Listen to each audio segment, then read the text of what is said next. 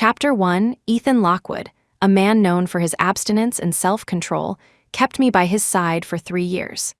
Everyone said he was deeply in love with me, that I was the most likely to win his hand. Only I knew that my stable position was merely due to my slight resemblance to his first love. How could a wealthy man place his true feelings on someone like me? So, I was well-behaved and sensible, never crossing any lines, and harbored no ambitions of climbing higher. Just as I expected, the day Melody Rivers returned, Ethan lost his composure. I tactfully left and never went back. Later, I ran into Ethan Lockwood again, or rather, he came looking for me. When I woke up, news of Ethan and Melody's engagement was everywhere. My assistant, Casey, called to ask if Ethan was dumping me. I thought, probably. Ethan Lockwood was my benefactor. Back when my family went bankrupt, my father jumped from a building. My mother left me with the words, "Live well," before taking her own life to be with him. But they didn't leave a choice for me, who had just turned 18. Carrying my mother's last wish for me to live well, I inherited the family's debts. The debt collectors told me that with my looks, acting was the fastest way to make money without breaking the law. So, I became an actress. But in this industry, without a benefactor to back you, your income can't cover your expenses. I didn't believe it at first, but I eventually learned that sometimes hard work is useless. In the end, it was the debt collectors who sent me to Ethan Lockwood, simply because I bore a resemblance to his first love. Fortunately, my looks were indeed to his liking. He paid off my debts, and I became his canary. I knew why he'd taken an interest in me, so I was always well-behaved and sensible, never crossing any lines or causing him trouble. Perhaps because of this, he signed me for 3 years. Ethan didn't like outsiders, so for those 3 years, I managed every aspect of his life. The porridge in the morning, the wine late at night, his daily routines, his taste in clothes, I knew it all like the back of my hand. Friends would sometimes joke that I was more like the wife he'd married. When I first got with him, I almost fell for him, but the salary he sent me each month always served as a stark reminder. I rid myself of any other ideas. I thought I could get through the 3 years smoothly. But 2 weeks ago, I noticed something was wrong. Ethan, who was usually disciplined and only came on a fixed schedule, started showing up every day. He even broke character and whispered countless sweet nothings in bed, often leaving me blushing before he'd stop. My friends said Ethan might have fallen in love with me, which would explain his sudden change in personality. I too was unknowingly sinking into his affection. Gradually, I became bolder, but he grew rougher. Last night, I couldn't take it anymore and pushed him away in protest. I hadn't expected this to infuriate him. He left that night with a cold face, without a hint of mercy. I instantly sobered up, trembling with fear until I was sure he wouldn't return late that night before finally closing my eyes. When I opened them again, I learned of his engagement and understood the reason for his strange behavior. I knew it was time for me to go. Chapter 2. Shouldn't you go and try to win Mr. Lockwood over? Get some more film resources from him. You've been with him for so long, there must be some feelings there. Casey was too naive. The biggest taboos between a benefactor and his mistress are feelings and sincerity, especially a benefactor who is about to get married. Fortunately, I didn't actually enjoy acting.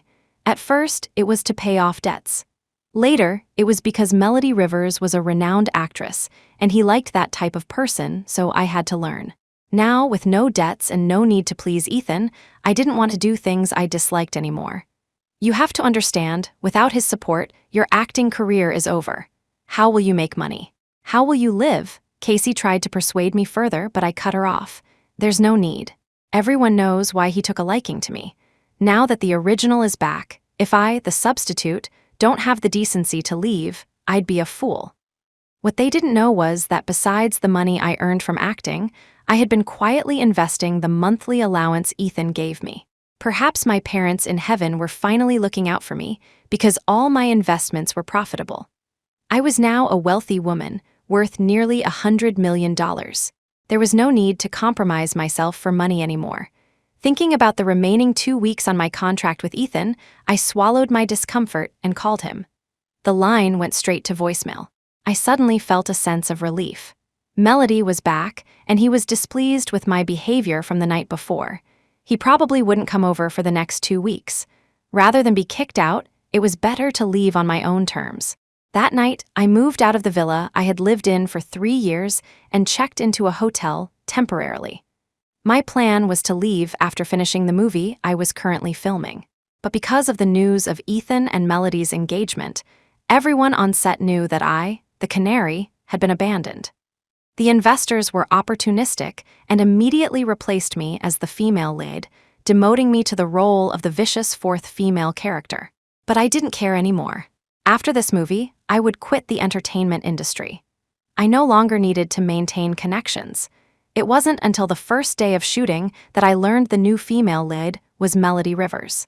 The role was a resource from Ethan, and he had accompanied her to the set. At that moment, I was telling my agent about quitting. He reluctantly forced me to drink a few glasses of wine. My stomach churned, and I ended up hugging a trash can, vomiting until the world spun. That's how the entertainment industry works. Without power or backing, even if you can afford the breach of contract fee, you still have to please people before you can leave. Thankfully, he finally agreed. I realized this was the first time I had seen Melody in person. When I first got with Ethan, I had seen her picture in his wallet. After that, I only saw her in her movies. She was gentle and beautiful. Holding Ethan's arm, she bought cakes and coffee for the crew, greeting everyone with a warm smile. Seeing Ethan, I instinctively wanted to greet him, but he walked past me as if I were invisible, his expression indifferent. Melody smiled. Her gaze towards me was as triumphant as an arrogant peacock's. I knew she was here to declare her sovereignty. But after years with Ethan, I had seen all kinds of looks. I no longer cared. It was just that, at this moment, I was a complete mess. I thought to myself, I really have bad luck. Chapter 3, Jade Templeton, I hope you know your place. The only reason Ethan took a liking to you is because you were my substitute. Now that I'm back, you, the imposter, should know to leave on your own, Melody said while we were running lines. Her face wore a gentle smile, but her words were a clear warning. I smiled, unfazed. Miss Rivers, I won't disturb you too. I wish you both happiness. My part would be wrapped up in a few days. Once my contract was terminated, I would leave this place and never return. That night, Melody treated the entire crew to dinner. I sat at the farthest end of the table, trying to be invisible. When I saw Melody place a piece of fish on Ethan's plate, I instinctively stood up to remind him. But then I saw Ethan, who had always disliked fish, eat it without a change in expression. Melody asked me strangely what I was doing. I shook my head and said nothing more. I was from the South and loved seafood. I was also an excellent cook when it came to fish. When I first started living with Ethan, I made fish for several days in a row to impress him. But he never touched it and even gave me the cold shoulder for a while. After that, I never made fish again. At the time, I thought Ethan disliked fish, but now it seemed that wasn't the case. Why then? I watched, lost in thought, as Melody sometimes playfully asked Ethan to peel crayfish for her and other times to crack open crabs. I wanted to say that Ethan would never touch such greasy things, but he did. One after another, he peeled them with great care. It wasn't until Ethan finished and looked up, his eyes meeting mine, that I realized I looked like a jealous, scorned woman. I embarrassedly lowered my head. Casey whispered angrily, "She's doing it on purpose to provoke you. What's so great about peeling shrimp? You were by Mr. Lockwood's side for 3 years. I didn't feel provoked. A fiancé and a mistress were, of course, different. Let's not talk about it anymore. What's past is past. I won't have anything to do with them in the future." I didn't stay long. As I was waiting for a cab by the roadside after leaving the restaurant, I was suddenly pulled into an embrace. The man smelled of alcohol, and his voice was familiar. "Where are you going?" His grip was strong, and he murmured, "Come home with me." I was confused. Just then, Melody caught up from behind, forcefully pulling me away. "What are you two doing?" she demanded angrily. I heard Ethan pinch the bridge of his nose and say to Melody, "I mistook her for someone else. Where did you go? Didn't I tell you not to wander off?" It wasn't surprising he'd made a mistake. The color of my dress today was similar to Melody's, and I already resembled her. It was normal for him to get us mixed up. Melody shot me a hostile look before leaving with Ethan. I didn't pay it any mind. On my way back, I received a message from an unknown number. I opened it to find a picture. It was a photo of Melody and Ethan from their university days. They looked young and passionate. The way Ethan looked at her, his eyes were shining. I knew what she was telling me. Ethan was hers. He was then and he is now. I could never erase the youth they had spent together. A perfect match, I texted back before turning off my phone. Chapter 4, It rained the next day. There was a river jumping scene scheduled, but Melody didn't want to do it. She claimed she was feeling unwell and requested a stunt double. And the person who resembled her most was me. Ethan paused for a moment, then agreed to let me be Melody's double. When I used to act, Ethan had told me that as an actress, I should take my craft seriously and not always look for shortcuts by using stunt doubles. But now, it seemed those words were meant only for me. As I climbed out of the water, drenched and shivering, I saw Melody's smile. She had deliberately made me suffer. "She's gone too far," Casey said, her eyes red. I smiled faintly. "It's just one jump in the water. How many times have I done that over the years? It's okay, we're almost done filming." I wasn't bothered by Melody's provocations. Seeing my lack of reaction, she seemed dissatisfied and asked Ethan in a coquettish tone, "What if, after we're married, you start thinking about how good some other woman was? Will you secretly keep her on the side?" "No, I don't have that much energy." "What if you really, really like her?" "Impossible." She shot me a triumphant smile. I returned a small smile of my own, wrapped a blanket around myself, and went to the RV to change. Finally, the day came when filming wrapped. Ethan ordered a huge cake, and the wrap party was lively. I didn't join the crowd at the front. I watched them cut the cake and celebrate together. Then Melody loudly confessed her feelings for him, and the crowd erupted in cheers, one wave after another. Kiss, kiss. I don't know if they kissed.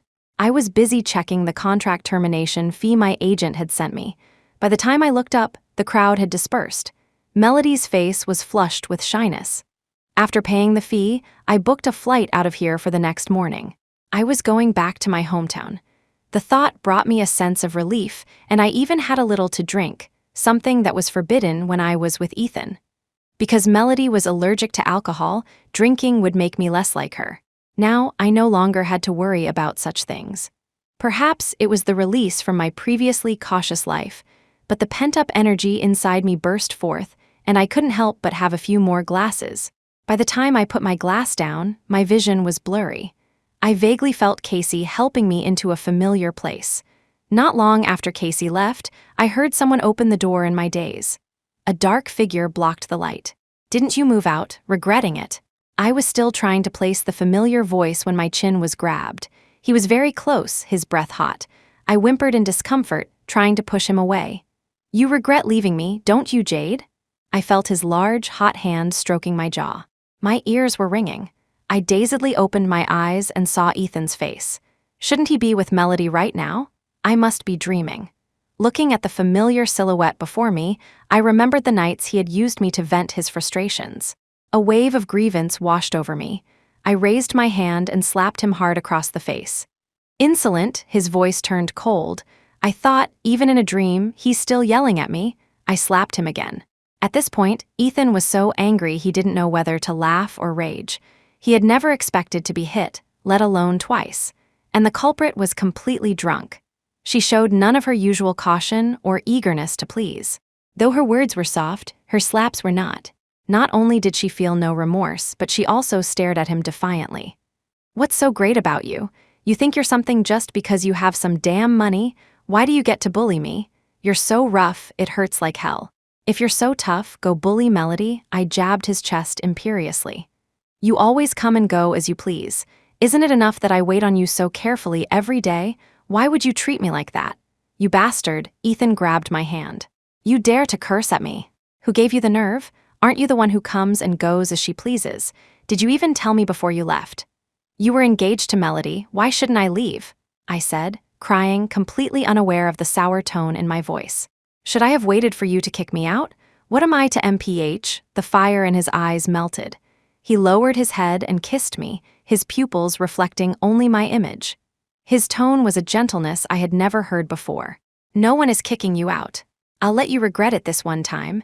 Move back in tomorrow. I'll be gentle from now on." In my haze, I thought, this must be a dream. Only in a dream would he be this gentle. No, there was also when he was with Melody. Chapter 5, When I woke up, Ethan was no longer in the villa.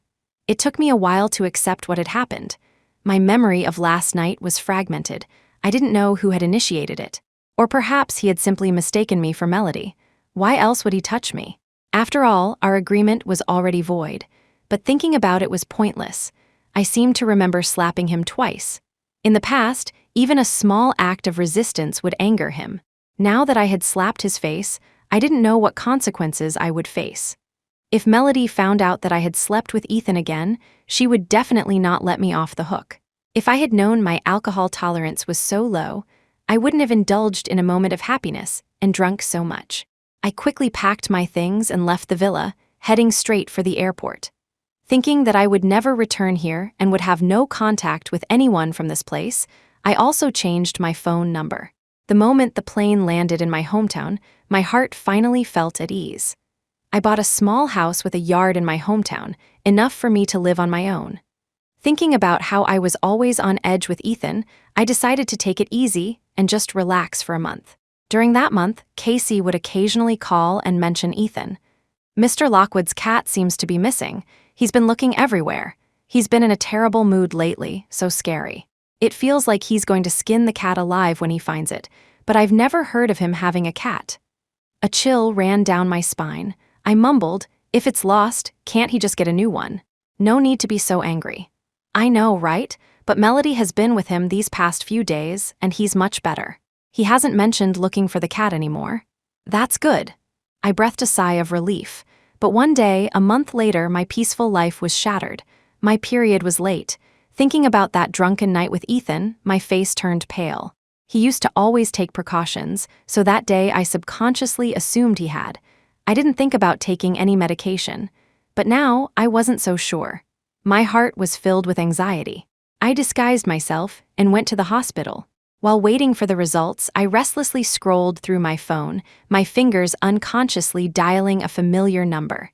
When I came to my senses, my hand trembled and the call went through. I frantically hung up. What was I thinking? Call him and tell him his former Canary might be pregnant? Ask him if he'd be happy? Of course, Ethan wouldn't be happy. He had longed for Melody for so many years and they were finally together.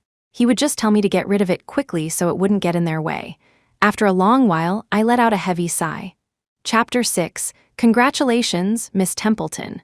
You're 5 weeks pregnant. Counting back, it was from that drunken night, I instinctively asked if I could terminate the pregnancy. The doctor said regretfully, the baby is very healthy. If you insist on not wanting it, you'll need a procedure. The earliest we can schedule it is tomorrow. I went home and lay in bed all day, sleeping fitfully. I even had a dream. In the dream, a child was crying and calling me mommy, saying he only had me and begging me not to abandon him. When I woke up, the doctor called to say the procedure had been scheduled. I wearily hung up, but my mind was filled with the sound of the child's cries. As I walked to the door, I suddenly felt a pang of reluctance. He wasn't just Ethan's child, he was my child too. Wasn't this heaven taking pity on my loneliness, without parents or family, and giving me this baby to keep me company? Keeping this child wasn't a loss for me. Ethan had such good genes, the child would surely be exceptional. As long as I didn't tell him, he would never know of the child's existence. He would be mine and mine alone. Once I thought it through, the weight in my heart lifted instantly. After paying off the contract termination fee and buying the house, I still had a lot of money left. But raising a child is expensive, and I couldn't let my child sell himself for money like I had to. I thought about it and decided to find a job. To my surprise, I ran into my childhood friend, the one I grew up with. We hadn't been in touch since my family went bankrupt. The last time I saw him was right after he returned to the country. I was with Ethan at a banquet where we bumped into each other, but Ethan had called me away before I could get his contact information. Jade, what a coincidence, Felix Quinn greeted me. What brings you back to our hometown? I smiled. Aren't you back too? Felix rubbed his head. I had no choice. My family is pushing me to get married. If I stayed in Sterling City, believe me, I'd be spending every waking moment on dates. I laughed at his exaggeration. It can't be that bad, can it? It's true, he said, helplessly rubbing his nose. Why are you back? Weren't things going well in Sterling City? They were okay. I just prefer the slower pace of life back home, so I decided to settle down here. After chatting for a while, Felix learned I was looking for a job. What kind of work are you looking for? Honestly, I don't know. Besides dancing, I don't think I'm good at anything else. Seeing my discouragement, he enthusiastically suggested, "Why don't you try Vanguard Media? They're a big media company that's getting into live streaming. You could teach dance on a live stream." I was tempted. I love to dance. But after my parents passed away and I was saddled with debt, and then became Ethan's Canary, I fell from grace. I no longer dared to dream of the glamorous life I once had. Give it a try. You love dancing, and I have business dealings with this company, so I know them well. I can help you out. I'd worry if you went somewhere else. I hesitated. But I'm pregnant. I don't know if the company will hire me. Though I could teach prenatal dance exercises. You're married? His voice suddenly became hoarse. When did that happen? Why didn't you send me an invitation? Chapter 7, Not Married. We've already separated. It's all in the past. Seeing that I didn't want to talk about it, he didn't press further. With Felix's help, I successfully signed a contract with Vanguard Media. On the day of my first live stream, there were many things I didn't know how to do.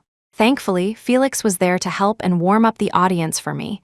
But at the beginning, there were only a few viewers, and I felt a bit discouraged. Felix comforted me, saying people would come soon. I didn't believe him, but in less than 10 minutes, tens of thousands of people flooded in. An account named F was spamming gifts, having already spent over $100,000. Whoa, just got here and already see a top donor. A new stream with a top donor right off the bat. I was the first one here, I can vouch for it. A moment ago it was just me. Then the male host said people would come soon, and they did. I seriously suspect this guy bought traffic for the female host. You're all bots, hahaha. Haven't you noticed that F's profile picture looks just like the male host? He must be worried she'd be sad with no viewers on her first stream, so he's secretly sending gifts to support her. Oh my god, this is like a scene from a domineering CEO romance. I'm so jealous. Say no more, F-bro changed his profile picture. Hey, this female host seems to be a minor actress. A rich young master doting on his girlfriend, a beautiful actress. They look so good together, my god. I'm shipping this so hard. By the time I finished a dance, the comment section was flooded. People were gushing about how well Felix and I matched, shipping us like crazy. Some even told me to go home and reward my boyfriend well. Knowing they had misunderstood, I awkwardly explained, "He's not my boyfriend." But that only made the comments more intense. They told me to consider Felix, saying that they, as my family, could vouch for him as a qualified son-in-law. After one live stream, though my face was flushed red, the number of people wanting to learn dance had grown. I was very happy and recorded another dance video to post online. To my surprise, the video went viral the next day, and my follower count shot up to 20 million. Some praised my dancing, but most were shipping our relationship. When I saw Felix off, he rubbed his warm ears, his eyes filled with joy. He cleared his throat and said, "Netizens just love to ship couples." "Don't be angry," I nodded. "I know, I won't take it seriously." His smile faded instantly. "Jade, have you ever thought about finding someone else to help you take care of the child? It's hard for you to earn money and raise him all by yourself. It would be better with someone to share the burden." I heard the hint in Felix's words and was about to shake my head and speak when I noticed a car parked across the street. The person getting out of the car looked very familiar. "Jade Templeton, I was just thinking you were sensible for leaving on your own. Now you can't hold back anymore. Short on money or men? Do you think this will get you back to Ethan's side?" Melody stood before me with her arms crossed, looking down on me. "Do you know what Ethan said about you? He said you're like a dancer from a bar Classless. He also said your figure is getting worse, not arousing the slightest bit of interest." "What nonsense are you talking?" Felix stepped in front of me, shielding me. "Are you Jade's new benefactor? Do you know she was with Ethan Lockwood before? Aren't you disgusted? You'll take anyone." The last shred of my dignity was torn away in front of my childhood friend. I felt ashamed, but I was also confused as to why Melody would come all this way just to humiliate me. I had already moved far, far away from them. "Miss Rivers, you've misunderstood. Live streaming is just my job. Since I decided to leave Mr. Lockwood, I have no intention of going back." Melody sneered. "Don't be so sanctimonious. You're live streaming for Ethan's company. Isn't it just to get his attention, to make him remember your good side and come find you? Too bad your plan failed. That wasn't my intention. I didn't know this company belonged to Ethan. It wouldn't matter if you did. You're just a substitute. Ethan is already tired of you. I came today to tell you, don't be delusional. Ethan and I are getting married. You will never have a chance. As she left, she glanced at Felix and said mockingly, she's with you and still trying to seduce other men. You should dump a woman like that as soon as possible, so the child's father is Locke. Felix's voice grew even hoarser. He quickly added apologetically, I'm sorry, that's your private business. It's fine, there's nothing to hide, it's just as she said. Ethan was my benefactor. Our contract ended, he's getting married, so of course I had to get lost. But the child is mine alone, I said flatly. Felix's eyes turned red. Was it because of your family's situation that you had no choice but to be with him? I'm sorry, Jade. When your family went bankrupt, I couldn't get in touch with you. It's fine, it's all in the past. I didn't stay long. I didn't want to recount the past to anyone. I just wanted to look forward, not back. Chapter 8, but Melody didn't leave so easily. The next day, my account was trending on social media for all the wrong reasons. My identity, phone number, and even my address were all exposed online. A person who makes money with her body should rot in the mud. You don't deserve to be in the spotlight, you know that? If you had just stayed far away and kept your head down, I would have left you alone. But you just couldn't give up. Melody called me in the middle of the night, her voice arrogant. I gripped my phone tightly. You said yourself that Ethan is tired of me. No matter what I do, he won't look at me again. Why must you do this to me? I don't know which of my words angered her, but Melody cursed at me to die before hanging up. I spent a sleepless night in a daze. The next day, the company proposed to terminate my contract and asked me to come in immediately to discuss the penalty fee. Felix went with me to the company. He said he was already working on getting the trending topics taken down and suggested I rest at home for a while. Thank you, Felix. I felt a sense of powerlessness against the influential. Even though I was wealthier than most people, I was no match for Melody. Simply because she was Ethan Lockwood's fiancée. With that status, no one would dare to cross her. I knocked on the office door. The boss said, come in. I braced myself for a scolding. But when I saw the person inside, my expression froze. I never thought I would see him again. Ethan Lockwood's eyes lifted slightly, his expression unreadable. Let's talk. I squeezed my palm. We have nothing to talk about. Is that so? He said nonchalantly. Then how do we settle the score for you hitting me? No one has ever dared to hit me. You're the first. So Ethan was here to settle accounts. My heart clenched. I was trying to think of a way to explain myself, but he gave me no chance to object. I'm taking her with me. He informed the boss of Vanguard, then grabbed my wrist and pulled me into the elevator. When I struggled, he simply picked me up in his arms. I struggled and apologized. Mr. Lockwood, I didn't mean to hit you then. I was drunk. Please be the bigger person. That's not convincing enough. Ethan's car was parked downstairs. Seeing his intention to put me in the car, I quickly called out to Felix, who was waiting for me on the other side. Fee MPH, my mouth was covered, and I was pushed into the car. He leaned in, sat down, and told Louis to drive, casting a cold glance at the oblivious Felix outside the window. Did you move out of the villa just to come back and find him? Is he your benefactor now? How long is your contract? Does he pay more than I do? It's been over a month. Have you slept with him already? My face flushed with anger. I suppressed my emotions and said, Mr. Lockwood, please don't make baseless accusations. Our contract was about to expire, and you were getting married. Of course, I had to move out of the villa. I never gave you permission to move out, but you never asked me to stay either. The words slipped out before I could stop them, and I realized they sounded presumptuous, almost like I was jealous. Mr. Lockwood, I was really drunk that time. I didn't mean it. If you're still angry, why don't you just slap me a few times? You'll get your slaps, but first you have to answer me. Is that man your new benefactor? Ethan's face was dark as he lifted my chin, his hot thumb rubbing against my cheek.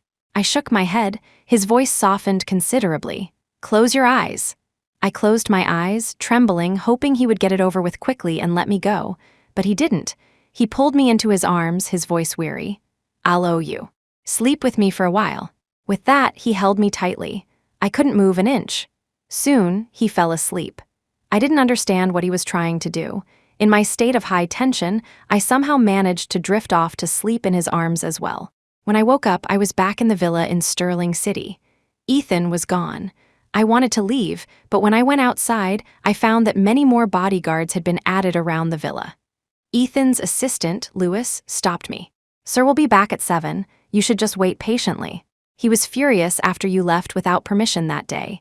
He's been looking for you for a long time." Looking for me for what? Because I hit him? Or did he know I was pregnant with his child? So he brought me back to get rid of this child?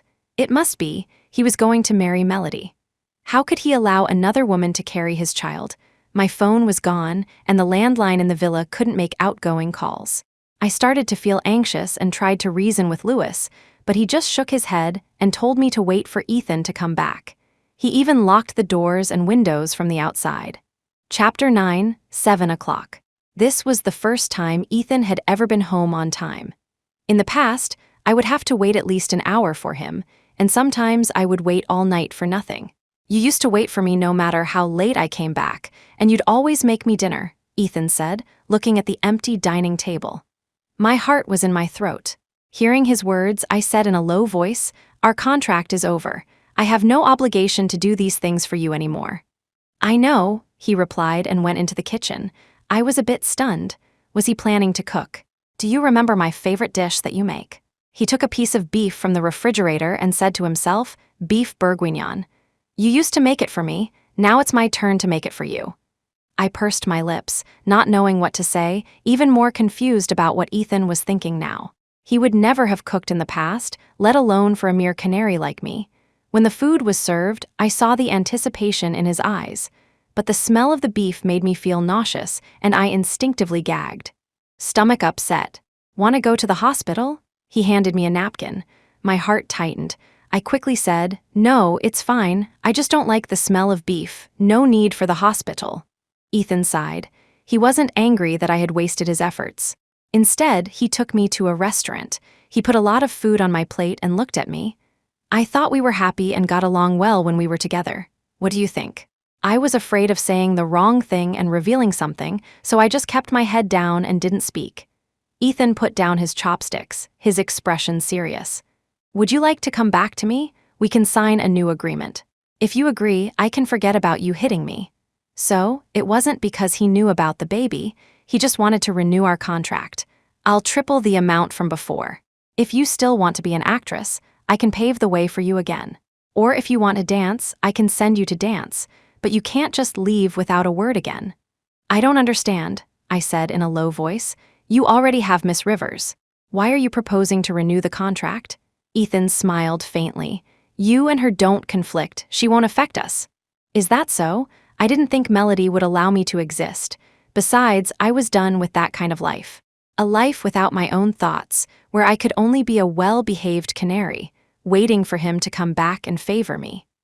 A life of constant anxiety, afraid of angering him, and even more afraid of falling in love with someone who was impossible, only to end up miserable." I slowly shook my head. "Mr. Lockwood, I'm not willing to do this kind of thing anymore. Please find someone else." A man like Ethan was used to getting his way. He had everything he wanted and was always the one to reject others. This was the first time he had been rejected. I thought he would be angry and leave after I refused him. Instead, he just looked at me calmly. "Are you unwilling to do this kind of thing anymore, or unwilling to be with me anymore?" I didn't quite understand what he meant.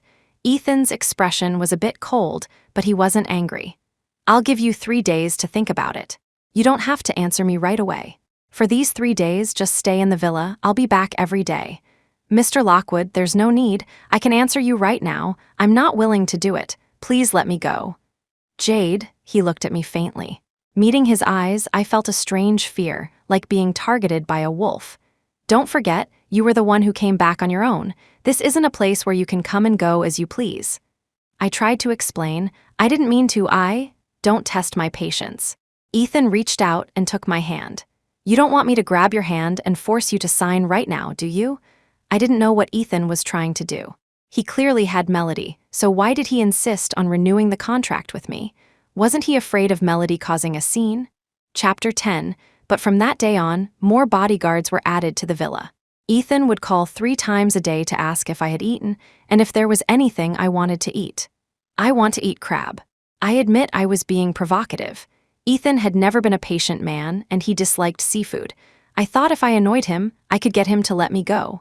Unexpectedly, there was a moment of silence on the other end, followed by a simple okay. I thought I had misheard, but when Ethan came back, he really did bring a lot of crab. Look at your gift first. He handed me a box. Inside was a beautiful, diamond-encrusted necklace. I was even more confused by him. In the past, my relationship with Ethan was purely a monetary transaction. He never bought me jewelry, which I didn't find strange. After all, choosing such things required time and patience, and there was no need to put in that effort for a canary. But now I wasn't even his canary. Why was he doing this? Why did you suddenly buy this? I asked, puzzled. I thought this necklace would suit you. He then washed his hands, sat down, and started peeling the crab. Once he was done, he pushed the plate in front of me. Try it. I was flattered. You don't have to do this. Ethan stopped me from saying more. Jade, I haven't asked you to make a decision immediately. You still have 2 days. Please don't reject me right now, okay? I fell silent. Even if I had 10 more days, I would never agree to renew the contract. I didn't need the money anymore. Besides, I was pregnant. If I stayed too long, he would find out eventually. I couldn't stay by his side. But after dinner, Ethan suddenly insisted that I sleep with him in the master bedroom. Chapter 11, he went to the bathroom to wash up. I lay in bed, feeling uneasy. Although he said he wouldn't touch me, men are animals driven by their lower halves. Who knew if he would suddenly change his mind? But clearly, I was overthinking it. When Ethan came out, he received a call from Melody. I overheard a bit. Melody said it was too dark and she was scared. He probably thought I hadn't heard, or perhaps he didn't care if I had. He leaned down and kissed my forehead. His voice was gentler than I had ever heard. I have to go out for something. Be a good girl and sleep. I reached out and grabbed his sleeve, saying almost petulantly, Don't go, I don't want you to see Melody. As soon as the words left my mouth, I braced myself for his cold expression. When we first got together, I had once casually mentioned Melody, and Ethan had almost immediately thrown down his chopsticks and left. I didn't know the full story of Ethan and Melody's past, but I understood her importance to him. He loved her very much. It was because he loved her that he was unwilling to talk about her after they broke up. I thought he would shake me off and leave immediately, but he didn't. I'll listen to you. I won't go. I was momentarily stunned. He held me as we lay down, patting my shoulder as if soothing a child. Go to sleep. I won't leave. He looked at me and chuckled softly, then pulled me into his arms. My ear was pressed against his chest, and I could feel the vibrations as he laughed. I didn't know what he was so happy about. Shouldn't he be angry and warning me never to mention Melody again, or just telling me to get lost? But why was this happening now? Sharing a bed with him for the first time, I couldn't sleep. He, too, was tossing and turning. Late into the night, it seemed he couldn't hold back any longer. He got up and left the bedroom. I opened my eyes, having expected this outcome. Sure enough, no matter what, Melody would always be the exception for him. But I didn't understand. He loved Melody, so why did he stay earlier just to appease me? Perhaps that was just the nature of men wanting one woman for show at home, and another who was attentive and understanding on the side. Chapter 12, the next morning, just as I woke up, there was a knock on the door. Miss Templeton, are you awake? Could you please go see Mr. Lockwood? He's at the hospital right now. Ethan was at the hospital. Didn't he go to be with Melody? I opened the door and Louis breathed a sigh of relief. The car is waiting outside. Why is he in the hospital? Didn't he go to be with Melody? Louis was shocked. Sir was with you all last night. He's in the hospital because of an allergic reaction to the seafood you had him eat. Sir never used to touch seafood. At the wrap party, Ethan not only ate the fish Melody fed him, but also crabs. How could he be allergic to seafood? You don't have to lie to me. Even if he did go to be with Melody, it has nothing to do with me. Louis was helpless. I'm really not lying to you. Sir is at the hospital right now. He also asked for you to come. I had no choice but to go to the hospital. Chapter 13, in the hospital, Ethan lay on the bed, his face pale, with many red spots on his neck. I hadn't expected him to really be allergic to seafood. But if he was allergic, why didn't he refuse yesterday? Why did he eat crab with me? Seeing me arrive, Ethan's face lit up with surprise and he sat up in bed. "You're here." Although I wanted Ethan to dislike me, I never actually wanted to harm him. Seeing him like this, I felt very guilty. "I'm sorry, I didn't know you were allergic to seafood," but Ethan suddenly pulled me into a tight embrace. "It's okay. As long as you want to eat it, anything is fine." The sudden affection made my heart skip a beat. Before I could finish, he whispered in my ear, "Jade, can we stop fighting, please?" Ethan's display of vulnerability left my heart in turmoil, and I didn't know how to respond. He didn't seem to want to force an answer from me either. He gently kissed my earlobe. "It's okay, as long as you're by my side. Tomorrow is my birthday." Birthday? A birthday is a good opportunity to create a festive atmosphere and deepen a relationship. In the past, when I had other intentions, I would always try to subtly ask him about it, but I never found out. Now that I no longer wanted to know, he was telling me. Seeing my lack of reaction, Ethan's arms tightened around me. "I kind of regret not eating those cakes you made. Can you make one for me tomorrow, as compensation?"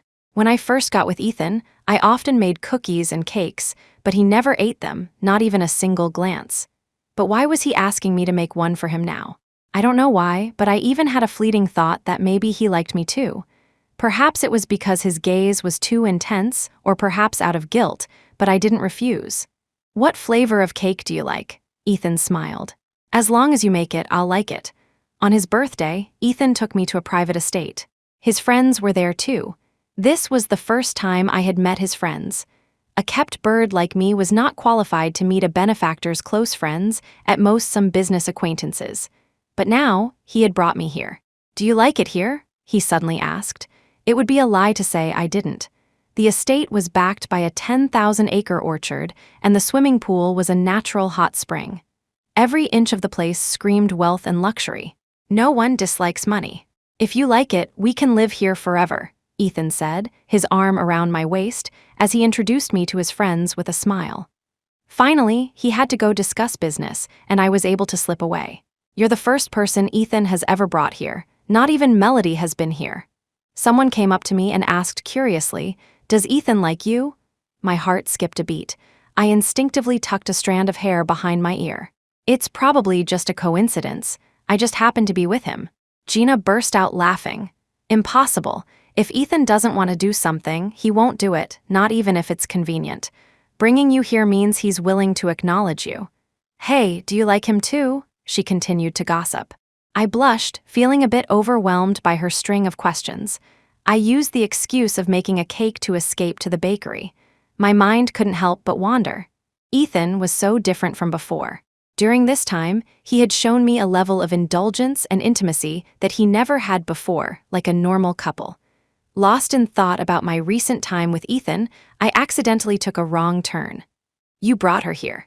Does that mean you don't want to marry Melody? It's fine to humor a canary, but this isn't the right place for her." "Don't worry, I know what I'm doing. The wedding with Melody will proceed as planned." By the pool not far away, the conversation was like a bucket of ice water poured over my head, instantly sobering me up. My face turned pale. I mocked myself inwardly. Right, he never explicitly said he liked me. He just showed me a little favor, and I got carried away. So carried away that I actually thought he would like a canary. Chapter 14, How Ridiculous. "You don't actually think Ethan likes you, do you?" Melody suddenly appeared behind me, her tone mocking. "To someone like Ethan, a person like you is nothing more than a pet. Stop being so delusional. Even if he's interested in you, it's just for fun. The person he's going to marry is me. You're just a toy he can toss aside when he's done playing." I knew every word she said was the truth, and I couldn't refute a single one. "Stop pretending to be pitiful. Get out. A person like you doesn't deserve to be in a place like this. Get out now." Melody's friends grabbed me and started dragging me out. Just moments ago, I had been feeling smug. Now, what little dignity I had left was being trampled on the ground. I forcefully shook them off. "You don't have to kick me out. I'll leave on my own. I couldn't stay any longer." I had to get out of there, but I had only taken a few steps when my wrist was suddenly grabbed. "Where are you going?" Ethan's voice was laced with anger. Melody added fuel to the fire from the side. "She's probably going to find that childhood friend of hers. Look how anxious she is to leave. She doesn't want to stay here for a second longer." Let go of me, I struggled, my eyes red. He held on tightly. The more I struggled, the angrier he became, until he finally threw me over his shoulder. He carried me all the way to a room upstairs, kicked open the door, and threw me onto the bed. You want to go find him, don't you? Haven't I been good enough to you? You're still thinking about him. Do you like him that much? So much that you can't bear to stay by my side for even a moment? I watched him unbuttoning his shirt, thinking about the baby in my belly. My heart leaped into my throat. Calm down, I didn't, but Ethan didn't listen to my explanation. He took off his shirt with a blank expression. I instinctively tried to run, but he pulled me back onto the bed. He grabbed my chin and kissed me, his lips pressed against mine, his tone heavy. You don't want to be with me because you want to be with Felix Quinn, right? You grew up together, you've always liked him, haven't you? No, I beg you, let me go. I dodged his kisses. You already have Melody, isn't that enough? Ethan's arms tightened abruptly. What if I don't let go? I felt a deep sense of helplessness. His large hand slid up from my waist, and he suddenly frowned. Jade, you seem to have gained some weight. Looks like you haven't been exercising enough. My hair stood on end. I violently pushed him away. He took a step back to steady himself, his brow furrowed even deeper. What's wrong? Are you not feeling well? I tried to calm my emotions, my body trembling. No, I don't want to be here. I wasn't trying to find Felix. Melody was lying. Seeing how scared I was, he calmed down as well, reaching out to wipe the sweat from my forehead. Okay, I believe you. But you're not allowed to leave again. You've gained some weight. Doesn't that prove you've been happy with me during this time? If you were unhappy, you would have lost weight. Jade, don't think about leaving me again. I couldn't tell him the real reason I had gained weight.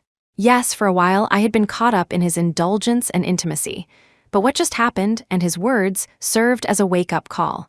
I couldn't stay with him. He didn't like me. One day, I would be abandoned again. You're getting married, I reminded him, closing my eyes. And you promised Miss Rivers on the film set that you wouldn't secretly keep another woman after the wedding. You should keep your promise. Ethan didn't see this as a problem. I told you, my relationship with Melody won't affect us. You only need to think about us. But I don't want to be someone's mistress anymore, I said, looking down. Mr. Lockwood, please let me go. You said you would make me a cake, Jade. I said with some bitterness, will you let me go if I make it? No, Ethan looked at me. I'm asking you one last time, will you stay with me? We can sign a new agreement. I can give you whatever you want. When my reply didn't come, Ethan's face turned to ice. It seemed all his patience had been exhausted in that moment. He looked at me coldly. What else are you dissatisfied with? Or is there someone out there you're longing for? I really don't want to be a canary anymore, I said, feeling helpless. You just don't want to be my canary, right? Ethan looked down at me. Is a childhood friend who disappeared for years more important to you than me? He was on a completely different wavelength. I didn't know what to say. Ethan put his clothes back on and left with a cold face. Before he left, he told the bodyguards to send me back. For several days, I didn't see him again. I thought he must be tired of me. He had humbled himself to do so much, and I was still ungrateful. He had probably given up. Chapter 15, I thought that eventually he would forget about me, the bodyguards around the villa would be gradually withdrawn, and I would be able to leave. But then one day, Ethan suddenly returned. He smelled of alcohol. He glanced at me and went into the bathroom. I went to the guest room. Just as I was about to sleep, he opened the door with a spare key, got into bed without a word, and held my face to kiss me. I dodged him. This angered him. He looked at me mockingly. What's wrong? You don't want me to kiss you? Who do you want to kiss? Felix Quinn? You're so happy with him, aren't you? You've never smiled at me like that. You've been wanting to leave me just to go find him, right? You want to be his canary, don't you? You like him, don't you?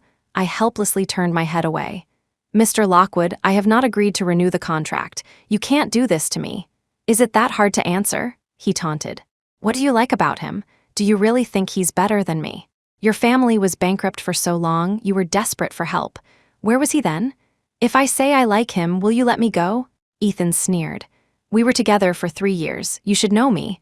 What I want, I get. So what if you like Felix Quinn? As long as I'm not tired of you, you will stay by my side. Just when I thought he was going to continue, he suddenly stood up and cast a cold glance at me. It doesn't matter if you like him. Behave and stay by my side. Otherwise, I don't mind going after your childhood sweetheart. Ethan left. I knew he meant what he said in the end. Felix was innocent, but I had a child in my belly and couldn't stay. Caught between these two things, I was restless with anxiety. Chapter 16. The next morning, Ethan woke me up and gave me a drafted agreement. The compensation had been increased to 10 times the previous amount. "Sign it," he said. I couldn't bring myself to pick up the pen. I knew that signing this agreement would mean not only losing my freedom, but also facing Melody's harassment. And now, I was pregnant. My hand trembled as I reached out and then pulled back. "Mr. Lockwood, please let me go. Didn't you take a liking to me in the first place because I look like Miss Rivers? Now that she's by your side, please let me go. I never said it was because you look like her." Ethan's face grew colder. "When I'm tired of you, I won't stop you from leaving." In the end, I signed the agreement. I knew that if I didn't, Ethan would force my hand anyway. Instead of that, it was better to agree for now and then find a way out. He seemed very pleased with my obedience, whispering in my ear for me to go wash up first. I knew what was about to happen, but I couldn't. I lied. "I'm on my period today." Ethan grunted. He didn't think I would lie to him. He held me all night without doing anything, only saying that he would come over every day from now on. But this time was different from before. He didn't come alone. He moved all of his belongings into the villa. I stood on the stairs, watching quietly. What a waste of effort. He'd have to move out when he gets married anyway, right? But it seemed he really intended to make this his home. Not only did he come back for every meal, but he also made me move into his master bedroom. When we weren't living together, I always thought Ethan was a man of little desire.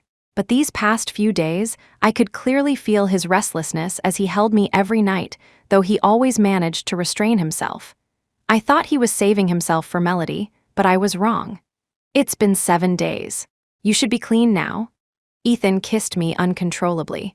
I tried to dodge him while thinking of a plan. He was a little dissatisfied with my resistance. The moment he unbuttoned my clothes, I suddenly smelled a pungent perfume, a scent I had smelled on Melody many times. A wave of nausea washed over me. I pushed him away and ran to the bathroom, vomiting into the toilet until the world spun. My reaction was undoubtedly a humiliation to Ethan. He slammed the door and left, the sound so loud it made my ears ring. I sat on the floor, thinking that perhaps he was starting to get tired of me. That would be good. I could leave soon. Chapter 17. In the middle of the night, I suddenly received a call from Lewis. "Miss Templeton, could you please come over? If Sir keeps drinking like this, something bad is going to happen. He refuses to leave." "You should call Melody," I reminded him. Lewis was on the verge of tears. "Sir won't let me, and he keeps calling your name. Please just come this once." I went to the bar. Ethan was still drinking, one glass after another. Several waiters had tried to stop him, but to no avail. "Mr. Lockwood, your wife is here. You should stop drinking and go home with her." Someone saw me and quickly tried to persuade him. Hearing this, Ethan paused and squinted at me. "Wife, I'm not." I helped him up, my voice devoid of emotion. "Mr. Lockwood, it's time to go home." Ethan, drunk, hugged me and then held my face to look at me. "It's clearly you and you still won't admit it. You are my wife." Ouch, my head hurts so much, wife. "Are you sure he wanted me to come?" I looked at Lewis. Lewis wiped his sweat. "I'm sure. Sir was just calling your name." "Really, I'm not lying." I didn't believe them. A kept canary could never be associated with the word wife. Ethan mumbled nonsense all the way. It was rare to see him so talkative. I helped him to the master bedroom and was about to leave. "You used to take care of me," he said suddenly, sounding aggrieved. "You would help me take off my wrinkled shirt, then carefully wipe my face with a hot towel, and you would even make me hangover soup." I pretended not to understand. "I'll ask Lewis to make some for you. It's not the same. You're different towards me now. This isn't right." Ethan got up from the bed again, but the moment his feet touched the floor, he staggered and fell heavily. I was startled and rushed to help him up. "You're drunk. Stop moving around." "I'm not drunk." He hugged me and kissed my earlobe, his voice low and hoarse. "Can we go back to how we were before? Jade, be nice to me. Like before, what about Miss Rivers? Are we going to hide it from her forever? She won't agree to you keeping me on the side." "Don't worry about her. It has nothing to do with her." Another ambiguous answer. I clearly knew this would be the result, yet I couldn't help but ask. It was late by the time Ethan fell asleep. I went to the guest room. When I woke up the next day, he had already gone to the office. For the next few days, Ethan came home drunk every night. I didn't understand what he was trying to achieve. He knew I wouldn't take care of him. Chapter 18. That day, Ethan came home drunk again. Unlike usual, he didn't pull me aside to talk about the past. He just lay quietly on the sofa. I came downstairs for a glass of water and found him burning with fever. His face was flushed, but his lips were pale. I had no choice but to call for an ambulance. "Will you stay with me?" His voice was hoarse. He looked at me with his hazy dark eyes, a glimmer of hope in them. I nodded and went with him in the ambulance. I wanted to leave him, but I didn't want anything bad to happen to him. By the time we got to the hospital, Ethan was already unconscious. After his fever subsided, I couldn't stay awake any longer and fell asleep by his side. When I woke up, I was in his arms. "I remember it used to be like this. You were the only one who would stay with me." Ethan held me tighter. I lowered my eyes. "From now on, Miss Rivers will be with you. Let's not talk about others between us." I could hear the anger rising in his voice.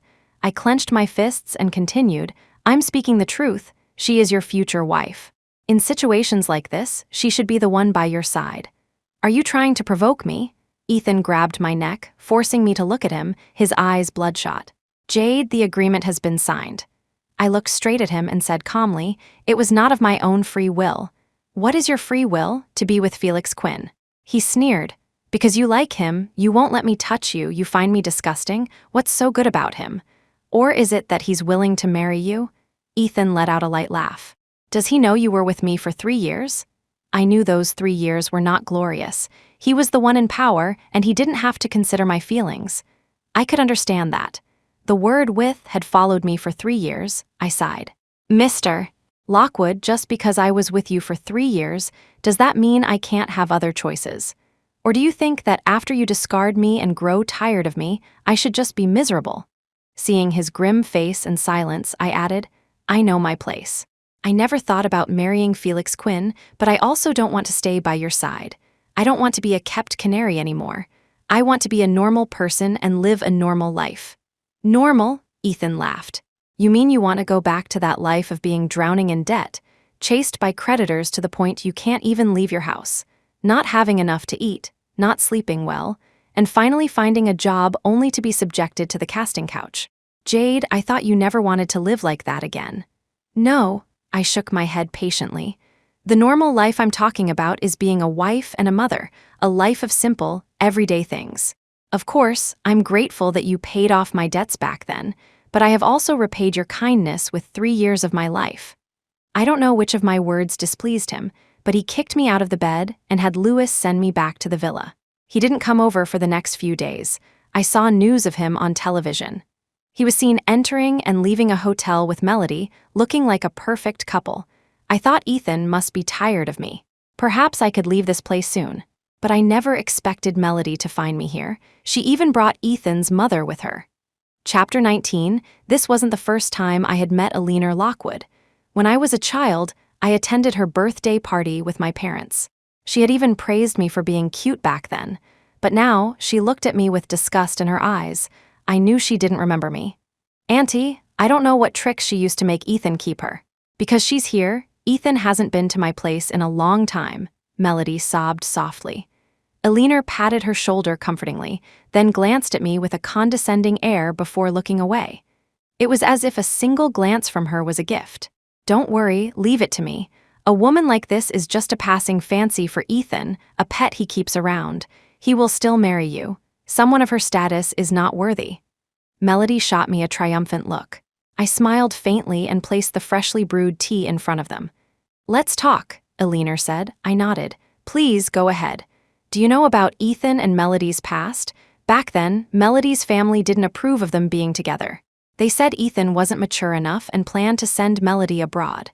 That night, Ethan waited for her downstairs all night. No one could persuade him. He even swore to Melody's father that within 3 years, he would make something of himself and marry her. He doesn't actually like business, he loves racing. But for Melody, he gave it up. He has achieved it now, and Melody is back. He has to fulfill his promise. Besides, their youth was passionate and unforgettable. No one can replace that. Right now, he's just temporarily infatuated with you, a butterfly. A smart woman like you should understand what I mean, right? Of course, I understood what she meant.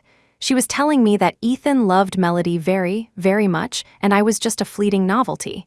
But I had known that from the beginning. I understand. Eleanor smiled with satisfaction.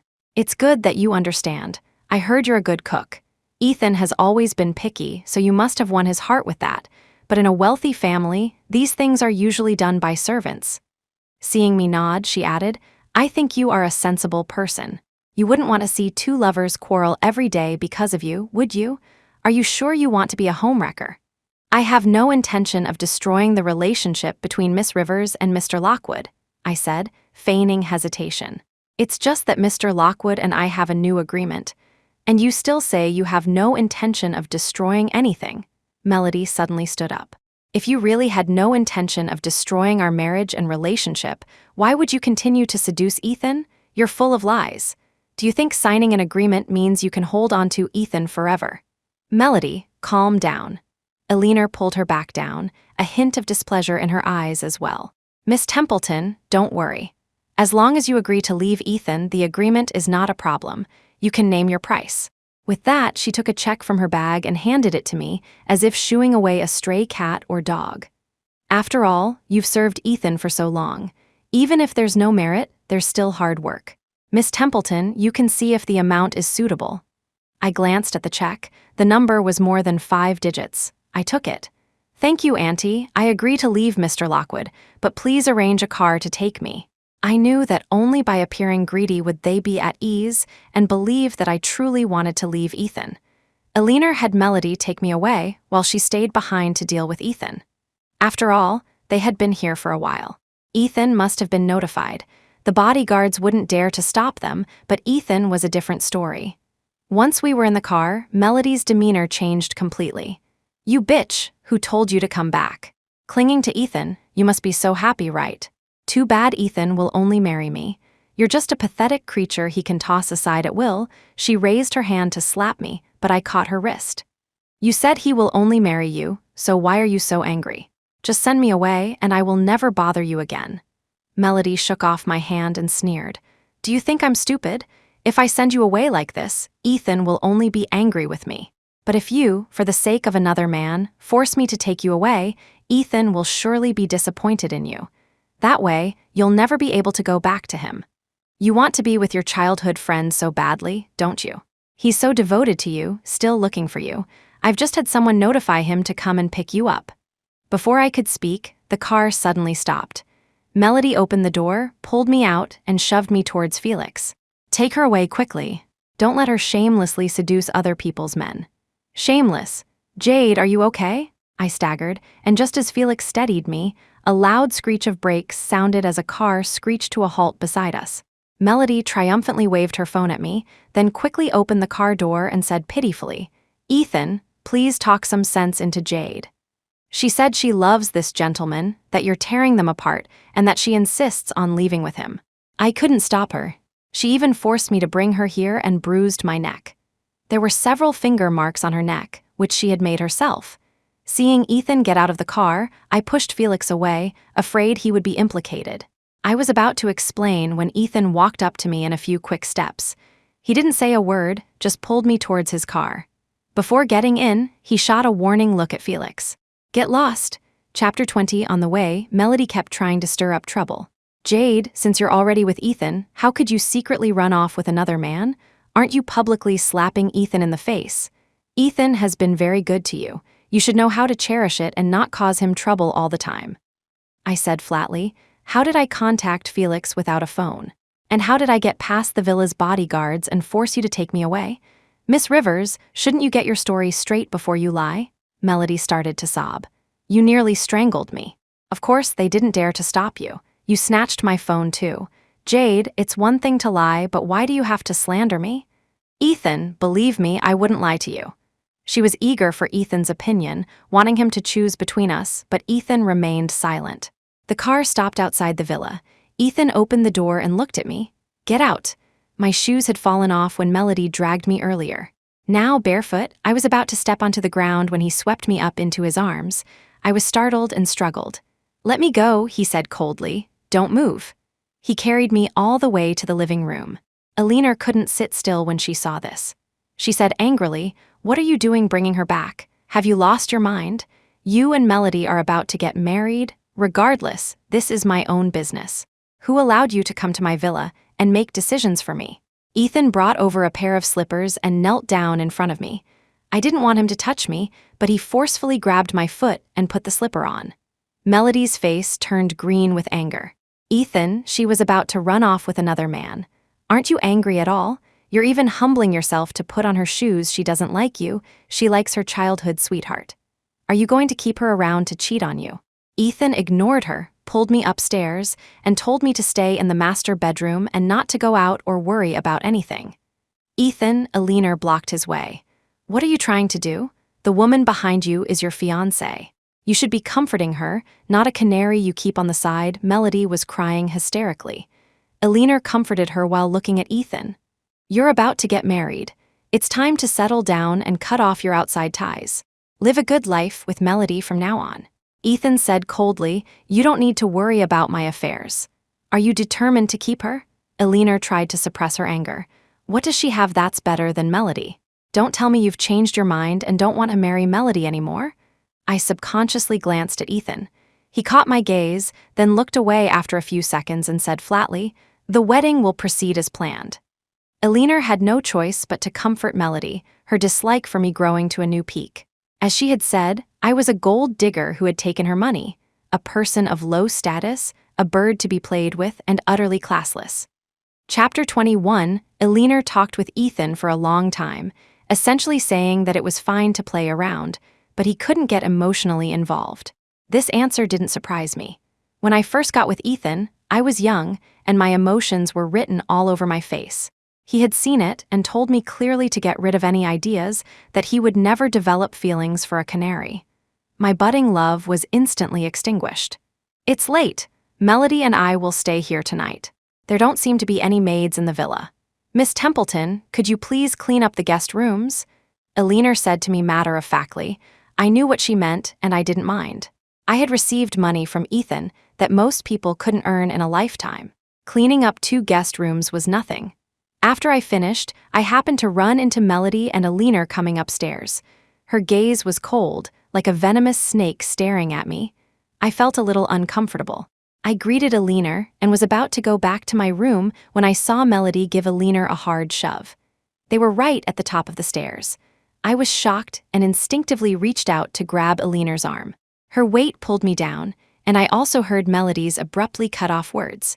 "Jade, how dare you push?" Melody stood frozen, seemingly not expecting me to fall down with Alina. The color drained from her face. With a thud, everything went black. My whole body ached. I heard someone anxiously calling my name. I felt something flowing out and I was terrified, but I couldn't make a sound. As I struggled, someone held my hand tightly, repeating, "It's okay," over and over. Then I passed out and knew nothing more. Chapter 22. Go to the old residence and pick a few maids. Ones with gentle temperaments.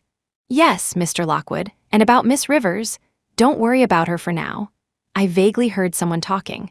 I opened my eyes and saw Ethan sitting on the sofa not far away, giving instructions to Lewis. The air was filled with the smell of disinfectant. Remembering something, I moved my sore body and lifted the blanket, wanting to see if the baby was still there, but I couldn't feel anything. "Where's the baby? Is the baby gone?" I was in despair. The moment I fell, I felt something flow out and I smelled the faint scent of blood. "The baby is still here." Just as tears were about to fall, Ethan spoke. He came over and helped me lie back down. "Don't move around. The doctor said you need to rest." He knew. My expression quickly turned cold. I looked at him warily. "This child isn't yours." Ethan raised an eyebrow. "Then whose child is it?" "It's not yours anyway," I said coldly. "I'm pregnant with someone else's child. I can't serve you anymore. You should let me go." He paused for a moment, then said flatly, "If you say this child is Felix Quinn's, believe me, his legs will be broken immediately." My eyes turned red. I clutched my stomach protectively and looked at him with resentment. A pang of pain shot through Ethan's heart. He let out a breath.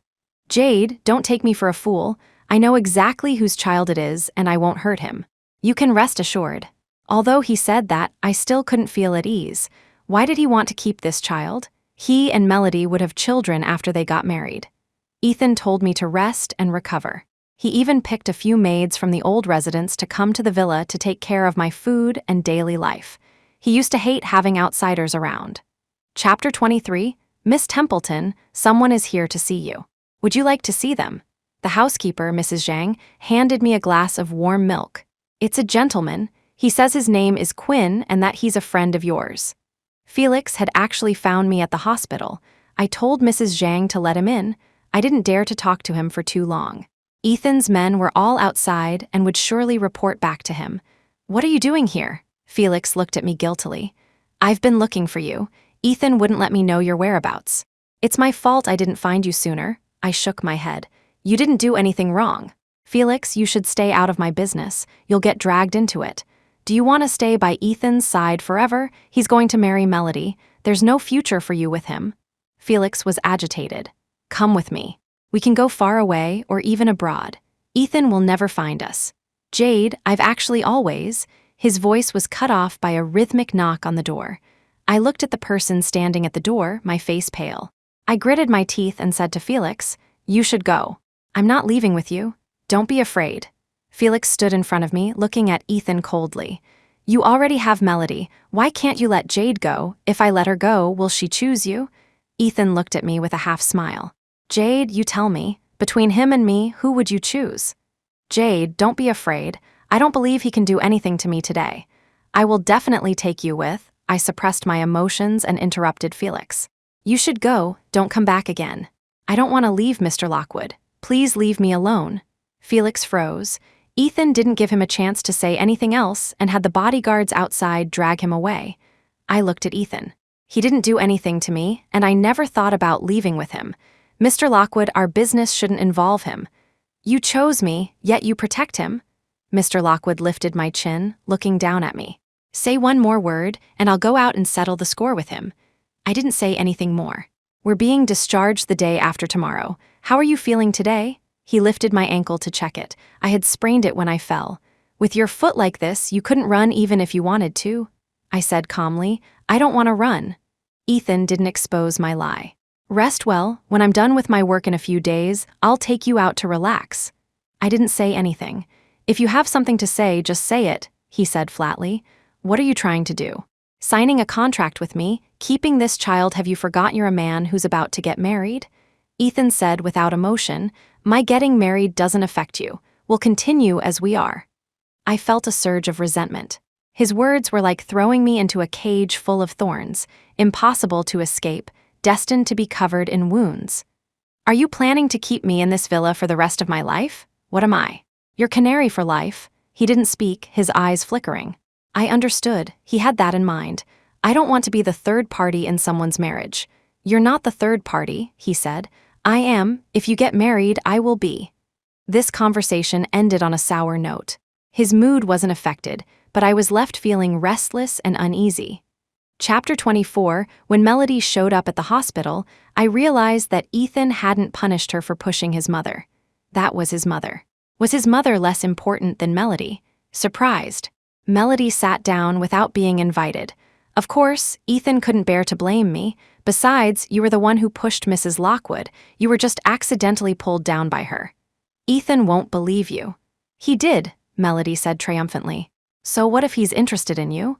In the end, he's still going to marry me. You can never surpass my place in his heart. She continued, Jade, you better take good care of that thing in your belly. Getting pregnant is one thing, but keeping it is another. I saw the deep hatred in her eyes and felt a little uneasy, my mind racing with thoughts. Ethan had bodyguards protecting me. Without his orders, how could the bodyguards outside let Melody in? Fearing my emotions would affect the baby, I didn't dare to overthink it. In the afternoon, Mrs. Zhang went home to make soup. Suddenly, there was a commotion outside, so loud that I couldn't ignore it. Jade Templeton is a shameless homewrecker when she was still in the industry. Best actress Meng was so good to her, and now she's backstabbing her, clinging to her fiancé. I didn't have a phone. If this person hadn't come to my door and made a scene, I would have had no idea that I was being vilified online. They called me a third party who destroyed someone's family. All sorts of nasty words, unbearably foul. And the man who said I wasn't a third party had just publicly announced his wedding date with Melody. It was next month. Chapter 25, on the day of my discharge, Ethan came to pick me up. Because his wedding date had been set, half of the online scolding had turned into blessings for them. He didn't mention it, and neither did I. The doctor said swimming can relieve stress during pregnancy. I'll take you swimming. Let's go pick out some swimsuits first. Ethan helped me into the car, then childishly leaned against my belly to listen for a moment. He asked curiously, "Do you feel anything?" His mood swings were so fast, I found it ironic. It was less about him caring for the child and more about his guilt for doing something wrong. "No," I said coldly, pushing him away. "The doctor said he'll start kicking in a few more months." He pulled me into his arms, his voice low. "This is my first time being a father. I feel a little excited and a little scared." I didn't respond. "Do you think it's a boy or a girl? Will he look like me or you? If it's a girl, it's better if she looks like you, beautiful." I really wanted to say, "You keep me trapped here. Not only will I be called a homewrecker, but my child will also be called illegitimate." The words were on the tip of my tongue, but I felt powerless. If Ethan could be persuaded by me, he wouldn't have coerced me into signing the agreement and then shamelessly discussed these things with me. Ethan took me to a private swimming pool. He picked out a few swimsuits for me. While I was in the changing room, I heard footsteps outside. Thinking it was Ethan, I pulled open the curtain. Unexpectedly, it was Melody and a few of her friends. Surprised. "First time in a place like this, right?" Melody looked at me with contempt. "This place is for private members only. Someone of your status doesn't deserve to be here. You're only here because of Ethan, but a person should know their place." I knew of places like this. My parents used to take me to them when I was a child, but I had no desire to argue with her. "Yes, I know my place." I wrapped a towel around myself and tried to leave. Melody, seemingly annoyed that I was too calm and not as self-conscious and ashamed as she had imagined, grabbed me. "Don't you want to know why Ethan is letting you keep your child?"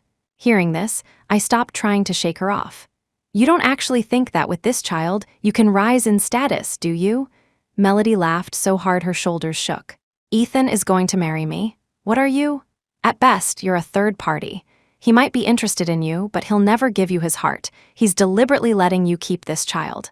Because I don't want to give birth, but the Lockwood family has only one heir.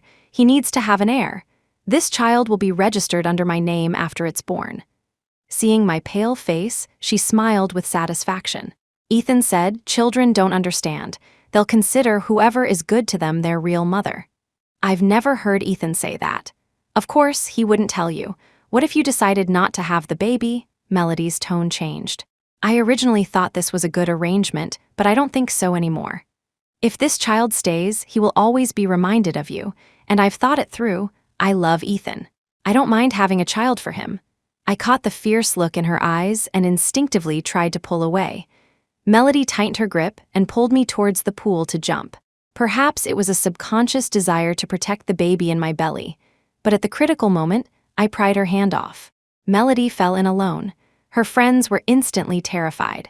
Chapter 26, the moment Melody was pulled out of the water, she burst into tears. She struggled towards the person behind me and threw herself into Ethan's arms. "Ethan, I almost didn't see you again. I was just talking to Miss Templeton, and she got emotional and pushed me into the water. How could she be so cruel?" "I didn't push her." I stood still. "She's the one who pushed her. We all saw it. She's so arrogant. Is she trying to kill Melody so she can take her place?" "Mr. Lockwood, it was her who pushed Melody." Melody was just concerned about the baby in her belly, and she got angry and pushed Melody into the water. "She's trying to kill Melody." Melody's friends scrambled to defend her. I didn't know what Ethan was thinking. He was always good at hiding his emotions. Just like now, I couldn't tell who he believed. But I soon knew where his heart lay. Ethan left with Melody. In the end, Melody is more important. Some people are just Mr. Lockwood's toys and pets. They shouldn't be so delusional. So what if she's pregnant? How many illegitimate children are there in our wealthy families? How many of them have managed to climb up? It's just a fleeting interest. Does she really think Mr. Lockwood has fallen for her? Stop talking. What if she gets upset and whispers in his ear? Then Mr. Lockwood might take it out on us. I wasn't upset. They were telling the truth. Ethan believing Melody was also within my expectations. It was good that they left. This way, I could leave too. Chapter 27, I changed my clothes and planned to leave. Just as I hailed a cab and was about to get in, several bodyguards chased after me. "Driver, hurry up," I said anxiously as I got in, urging the driver. Just as the car started, another car cut in front of us. It's going to hit."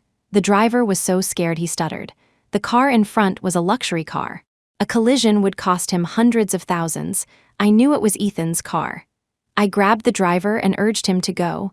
The driver was clearly terrified, rambling about having to pay for damages. "Just go, I'll pay. Can we just go now?" I tore off the necklace I was wearing and stuffed it into his hand.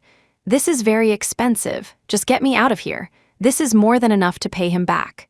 No, I can't flee the scene." Outside, Ethan had already gotten out of his car and was walking over. He leaned down and knocked on the car window, his tone cold. "Open the door." Seeing that the door was about to be opened, I pushed open the door on the other side and prepared to run, only to be blocked by the bodyguards. "Where are you going?" Ethan waved the driver away and approached me step by step. "I was only gone for a moment and you're already trying to run. I thought you had already made your choice." He chuckled at my words. "Are you talking about what just happened? Can I interpret that as you being jealous, Jade?" I said without emotion. "I know my place." I don't know if it was my imagination, but I saw a hint of displeasure in his eyes. Shouldn't he be happy that I knew my place? "Are you hurt?" I shook my head. He put his arm around me and helped me into the car. I had nothing to say, so I leaned back and closed my eyes to rest. He suddenly spoke. "This child will not be raised by her." My eyelashes trembled. I slowly opened my eyes. I didn't push her. She was the one who tried to push me. No one wants to raise the child of a third party. "I told you, you are not a third party." Ethan suppressed his emotions and reached out to stroke my head soothingly. "Jade, don't believe anyone's words but mine." I found it laughable. "Mr. Lockwood, don't deceive yourself. Everyone knows you and Melody are getting married. I am the third party who came between you. When this child is born, he will also be called illegitimate. I have no relationship with him, but I don't want my child to carry this stigma for the rest of his life. Let me go. If you're really unwilling, I can also get rid of this child." He wouldn't let me go. My future was not my own, but my child was innocent. He didn't know anything, yet he would have to bear the stigma of being an illegitimate child from birth. I didn't see Ethan's face growing darker and darker. I said in self-deprecation, "Without this child, I can be your canary for life, but I can't let my child suffer and be scolded with me." The car screeched to a halt.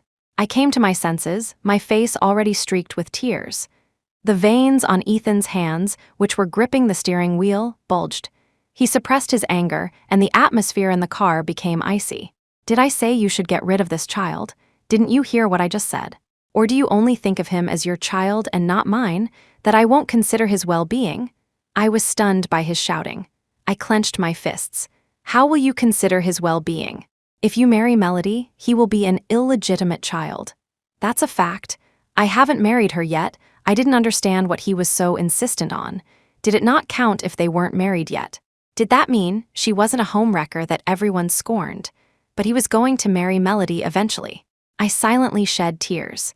Ethan pinched the bridge of his nose and helplessly pulled me over, wiping away my tears one by one. "You don't have to worry about these things.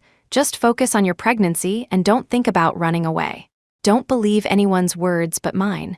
What you're worried about won't happen. You are not to harm my son, do you hear me?" I didn't want to harm him either. What I said just now was just out of impulse. Now, just thinking about it made me break out in a cold sweat. Chapter 28, Ethan took me back to the villa. Sometimes, I would get the illusion that he was a hardworking husband who came home from work with all sorts of desserts and snacks for me and would patiently watch movies with me and the baby. He would even wake me up in the middle of the night, when my stomach growled with hunger, and make me a bowl of noodles that didn't taste particularly good. Occasionally, there would be little surprises. Carefully selected necklaces and bracelets, dresses and bags. He had even prepared the baby's longevity lock, nursery, walker, and all sorts of little clothes. But the agreement in the drawer would always serve as a constant reminder that I was just his canary. "Miss Templeton, sir is asking you to go out and meet him." Mrs. Zhang came upstairs to call me. It was the time Ethan usually got off work. I no longer wanted to guess what he had brought back today. I went downstairs to find him. Just as I stepped out of the living room, there were several bangs outside. Fireworks exploded, beautifully illuminating the French windows. "Jade, happy birthday." Ethan came in from outside carrying a cake. He was wearing a black trench coat, looking a bit travel-worn with a gentle smile on his face. I was in a daze. I hadn't celebrated my birthday since my family went bankrupt, and I had never told anyone when my birthday was. "How did you know today is my birthday?" "You can find out if you put your heart into it." Ethan kissed me, then turned to open the cake box. "I made it myself. This is the 9th one. This one is still intact and the taste isn't bad. You should try it." "Thank you." I only took a small bite before putting down my fork. It tasted good. For a first attempt, it was very impressive. And for him to condescend to do this for me was, in the eyes of outsiders, incredibly doting. Ethan put his arm around me and slipped a jade bracelet onto my wrist. "Birthday gift. The moment I saw it, I thought it would suit you. High-quality ice jade, it couldn't be bought for less than $1 million. I touched it, suddenly remembering the pictures Melody had sent me half an hour ago. A slight smile touched my lips. "It's beautiful, thank you." It was nothing much, just a few pictures of diamond rings and wedding dresses, and a picture of Ethan in a suit. He often wore suits, so he didn't look much different from usual. But with Melody standing next to him in a wedding dress, it was a different story. She taunted me, saying Ethan only saw me as a toy and that I should get lost. The same few phrases over and over, I was getting tired of hearing them. I replied that they were a perfect match. She then sent another message scolding me for being pretentious, sarcastic, and sour grapes. I didn't quite understand her thinking. "Chapter 29, you don't like it?" Ethan asked. I said flatly, "I like it a lot. It's just that jade is precious. It wouldn't be good if it got chipped or scratched. It's better not to wear it. If it breaks, I'll just buy you a new one." He said it so casually. I still took it off and put it in the box. Looking up at him, I suddenly let out a laugh. "I actually used to like you. But back then, you said you would never have feelings for a canary. Now I want to ask, have you developed feelings for me? Is that why you don't want me to leave? You've fallen in love with me, right?" Ethan frowned, his expression completely devoid of the gentleness from moments ago. He stood up abruptly, his tone cold. "I have something to do." Watching his retreating back, I curled my lip indifferently. In the world of adults, there are no straight answers. Sometimes, no answer is an answer in itself. I knew that all too well. Because of the pregnancy, I was always sleepy and had no energy. Ethan hadn't come over these past few days, and I was enjoying the rare peace and quiet. But Melody couldn't hold back. She called and sent a picture of Ethan's back. "I'm with Ethan right now. He's going to buy me an island. We'll spend our honeymoon there. I also know he gave you a jade bracelet. That was something I didn't want, so he gave it to you. Jade, you're not important to Ethan at all." I yawned and replied perfunctorily, "I've always known that. Is there anything else, Miss Rivers?" "You're not angry. You're not jealous at all that I'm with Ethan. You're so willing to be a canary." Hearing her voice gradually growing angrier, I was a little confused. Wasn't it a good thing that I had no designs on Ethan? That would save her a lot of trouble, and it was the outcome she wanted. What was she so angry about? "I've said that you and Mr. Lockwood are a perfect match. You don't have to deliberately call to warn me. I won't get in your way." Melody was furious. "Then what are you doing now? Aren't you getting in our way? Ever since you came along, Ethan has been." Seemingly feeling that she had lost face, she abruptly hung up the phone. I didn't pay it any mind. After all, I couldn't control this matter. Chapter 30 that night, just as I was lying down, my phone rang again. It was Ethan. It must have been the middle of the night where he was. "Do you miss me?" was the first thing he said after I answered. I could hear the drunkenness in his low, slurred voice. I said calmly, "Mr. Lockwood, you've dialed the wrong number." "I didn't dial the wrong number. I know who you are. Jade, you're Jade," Ethan murmured. "I think I like you." The answer I had once fantasized about now sounded meaningless. Besides, how sober could a drunk person be? "You're drunk. It's late, you should get some rest." "I'm serious," he said, his voice much steadier this time. I remained silent. Ethan was a little dissatisfied. "Why are you ignoring me?" "Mr. Lockwood, you're drunk. If you have something to say, you should wait until you're sober tomorrow." The line went silent for a long time before he hung up. I just dismissed it as drunken rambling. But he called again the next day, which surprised me a little. "Mr. Lockwood, did you answer the phone yesterday? Did I say something?" I couldn't hear any similarity in his voice to last night, so I said, "You didn't say anything. What's wrong?" He grunted. "I'll be back soon. I have something to tell you." When Ethan returned, I was dozing off on the sofa. I vaguely felt something heavy on me. It was his suit jacket. "Mr. Lockwood, what did you want to tell me?" I rubbed my eyes and saw the warm smile on his face, which made me frown slightly. What I said yesterday wasn't just drunken talk. My frown deepened. What did he mean? Ethan tucked a stray strand of my hair behind my ear and said seriously, "I've really fallen for you. It's not fake. I've thought about it over and over, and I'm sure. I can't accept you leaving my side in any way. Isn't that what it means to like someone?" Hearing his rhetorical question, I suddenly found it very funny. That's not liking someone. You're just used to my presence, used to me taking care of you. You're just finding it hard to adjust to being apart for a while. In the future, Miss Rivers will do all these things for you, I said flatly. Ethan said with frustration, "I'm sure I like you. Okay, so what do you want to do?" I didn't argue with him. He was a little lost. "Let's go back to how we were before. Don't think about leaving me anymore. Let's wait for the baby to be born together and raise him together." I curled my lip. "So, you like me, but you still want me to be your canary, to be the third party that everyone scolds, right? I told you you are not the third party." "Then marry me," I smiled. "Don't marry Melody. Since you said you like me, then marry me." Ethan was suddenly choked up. He stood there for a long time, then left the villa without a word. He likes me, but he doesn't want to marry me. I smiled and muttered mockingly, "What kind of like is that?" Chapter 31 days passed, and Ethan didn't come back. Melody still sent me pictures of his back every day. They were always together. The bodyguards at the villa gradually became lax. Perhaps they all saw that I was no longer in favor. Even Mrs. Zhang was anxious for me. "Miss Templeton, would you like to give Sir a call?" Just as I was about to speak, the sound of an engine suddenly came from outside. Mrs. Zhang walked out with a joyful expression. "It must be Sir." I knew he couldn't be so heartless. But when she saw the visitor, her smile froze on her face. "Mrs. Lockwood?" Hearing this, I stood up from the sofa and forced a smile. "Mrs. Lockwood, what brings you here?" Elena stood at the door, her smile a bit unnatural. She no longer had the condescending air from our last meeting. Now, she seemed ashamed to see me. I pursed my lips and asked, "Please have a seat. I don't know what kind of tea you like. How about the dragon well from last time?" "Anything is fine." She sat down a bit stiffly. After I brewed the tea, she took a small sip, seemingly wanting to say something but hesitating. "Please, go ahead," I said, tactfully breaking the silence. Elena sighed. "I actually met you when you were a child, but it's been so long, I don't remember clearly. I never thought you and Ethan would." "It has indeed been a long time," I smiled. "I never thought you would be Warren Templeton's daughter. Your father was a good businessman who did a lot of charity work. We all saw it. It's just that the incident back then was very complicated, but we all remember his good deeds." Elena recalled the past, a hint of bitterness in her eyes. "I also knew your mother. We used to joke about you being my daughter-in-law. I never thought you would now." At the mention of my parents, my emotions stirred. I managed a smile. "It's all in the past. What's past is past." "I know. When your family went bankrupt, I felt sorry for you, a little girl with nowhere to go.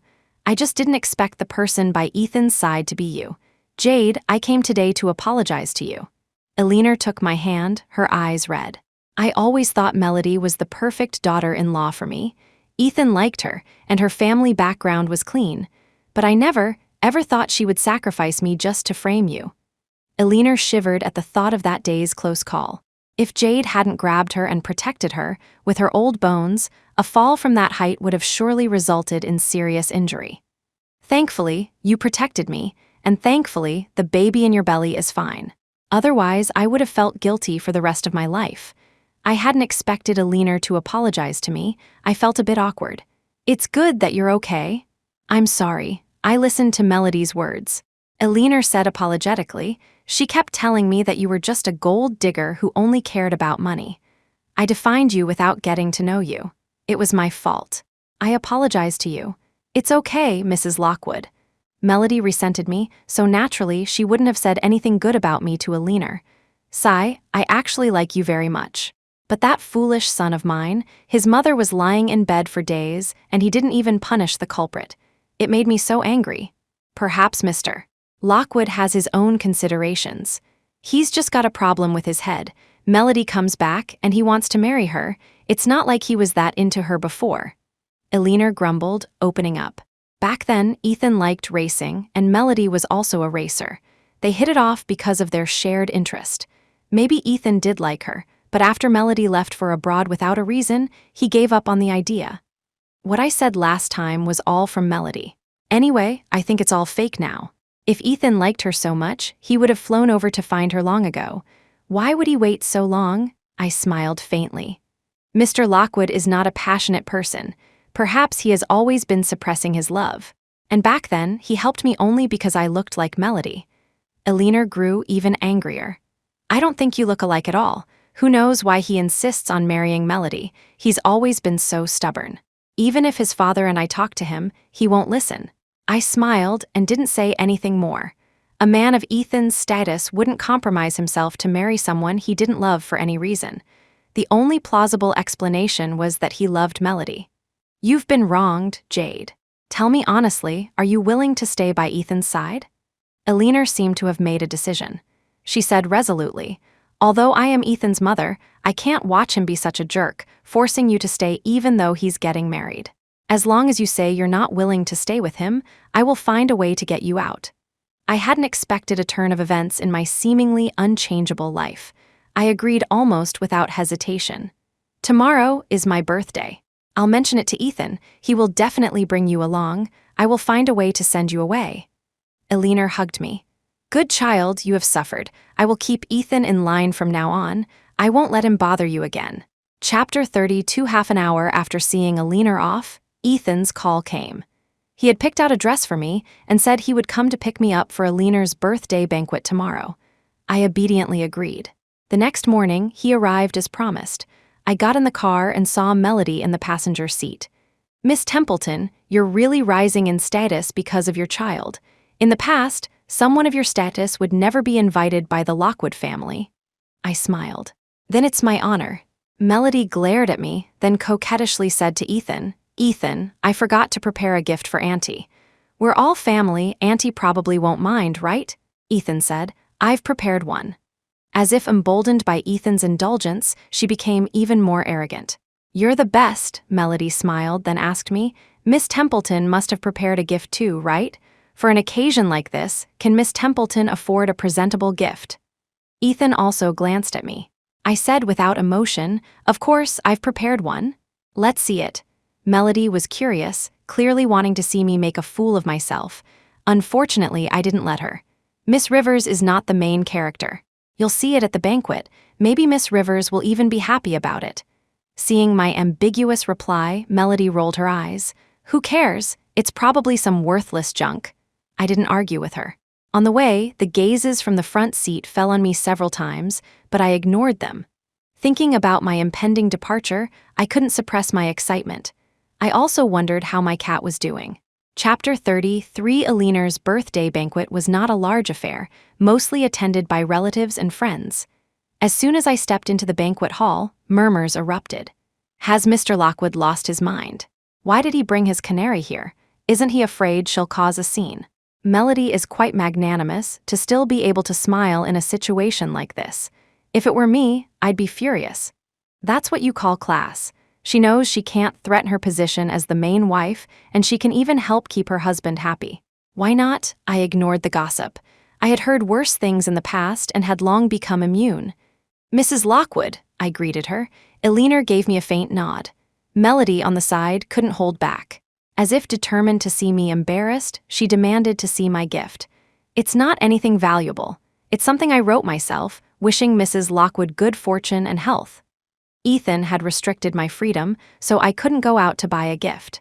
I had to use the ink and paper in the study to write the character for Fortune. Melody scoffed. How much is that worth? The gift is light, but the sentiment is heavy. I like it very much. Thank you for your kind thought, Miss Templeton. As soon as Eleanor spoke, Melody's face stiffened. She reluctantly praised it as having a good meaning. As she was presenting her gift, she suddenly cried out in alarm, saying that a South American pink diamond she had in her bag was missing. "She sure knows how to stir up trouble," Eleanor said in a low voice, looking at Melody's act with displeasure. I smiled and didn't say anything. If I wasn't mistaken, the blame would eventually fall on me. And sure enough, it did. "I don't know. I came with Ethan and Miss Templeton. My bag was on the back seat the whole time. That was Ethan's engagement gift to me. Ethan wouldn't have taken it." The accusations instantly turned towards me.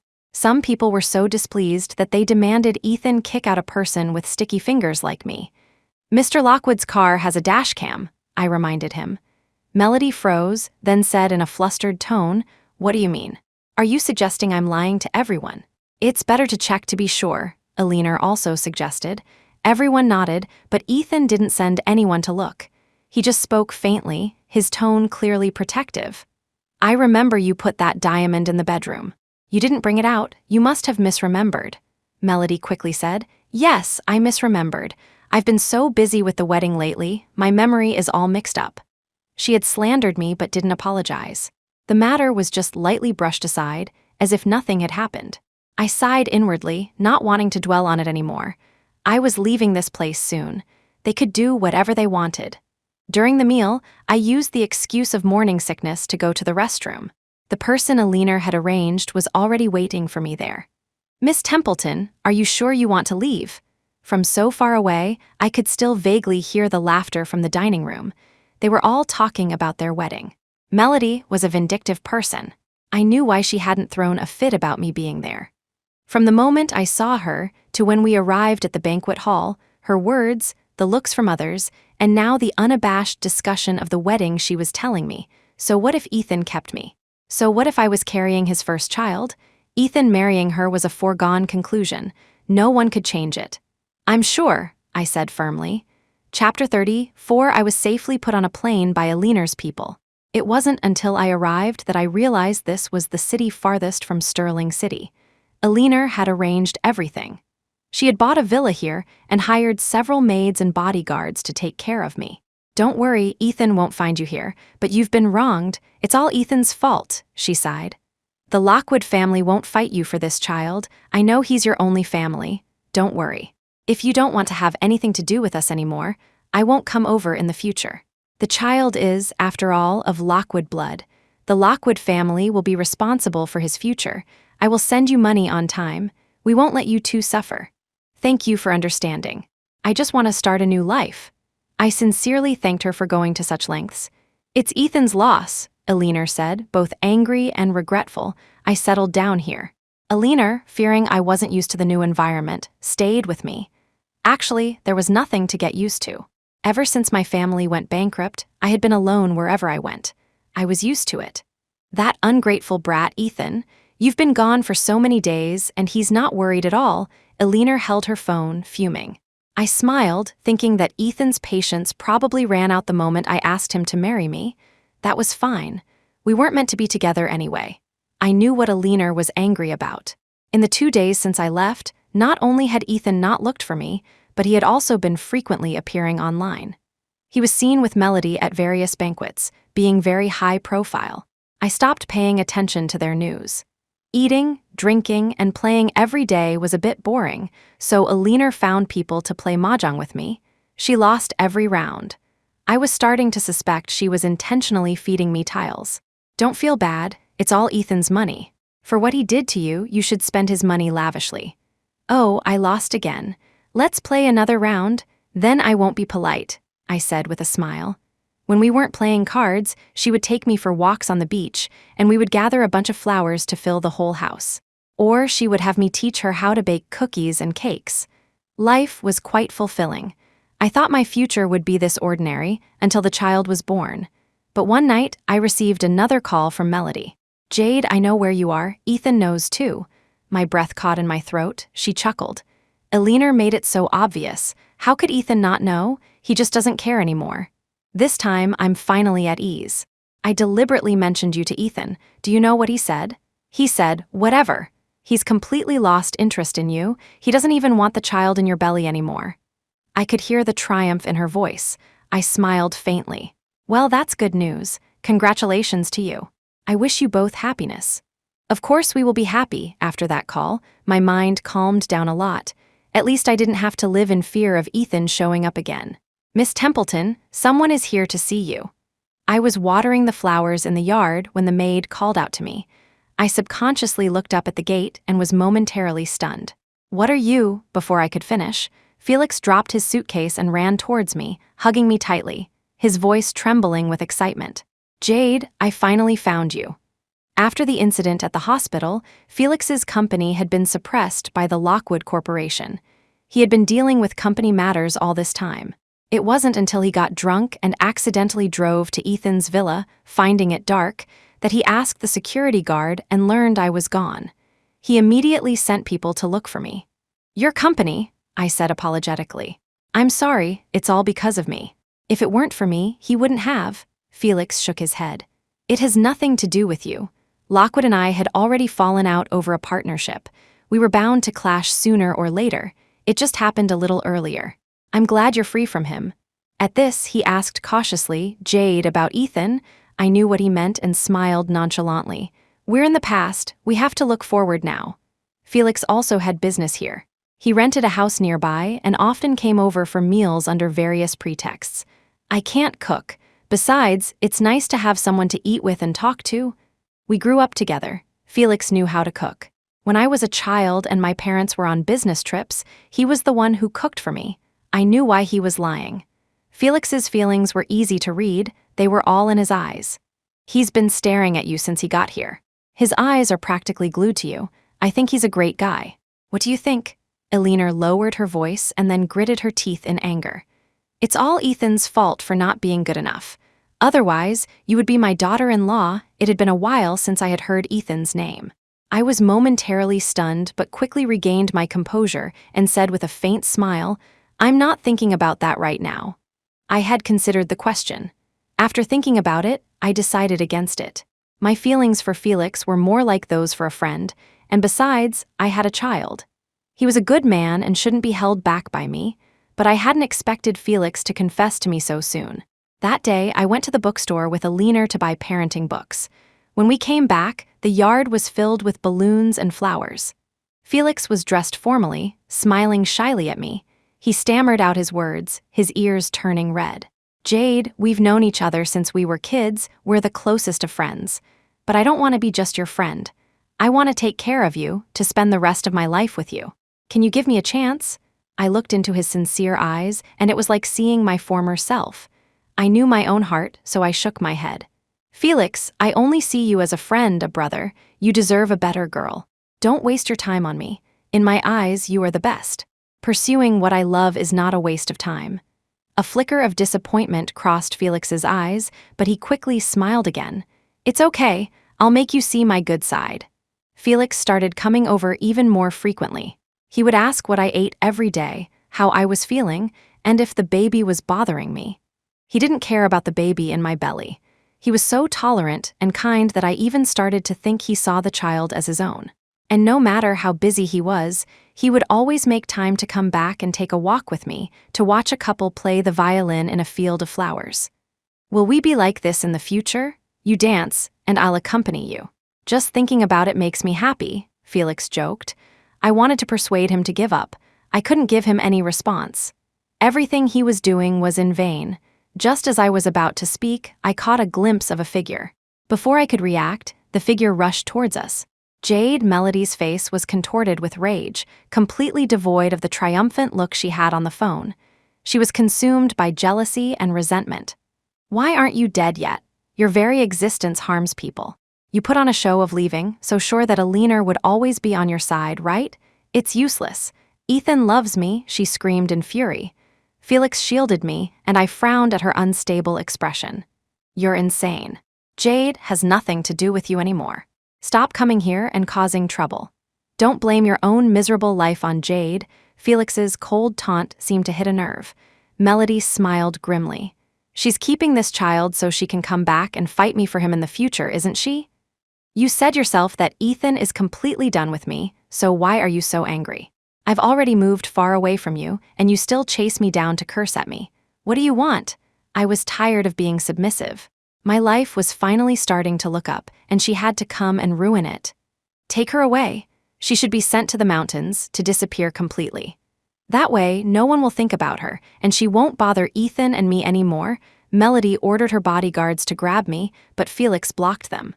Melody, the late-arriving Alina, also rushed over and shielded me. What are you trying to do now? Seeing Alina's protective and defensive gaze, Melody broke down. Why are you taking her side? I'm supposed to be your daughter-in-law. Why is your whole family so cold to me? Why?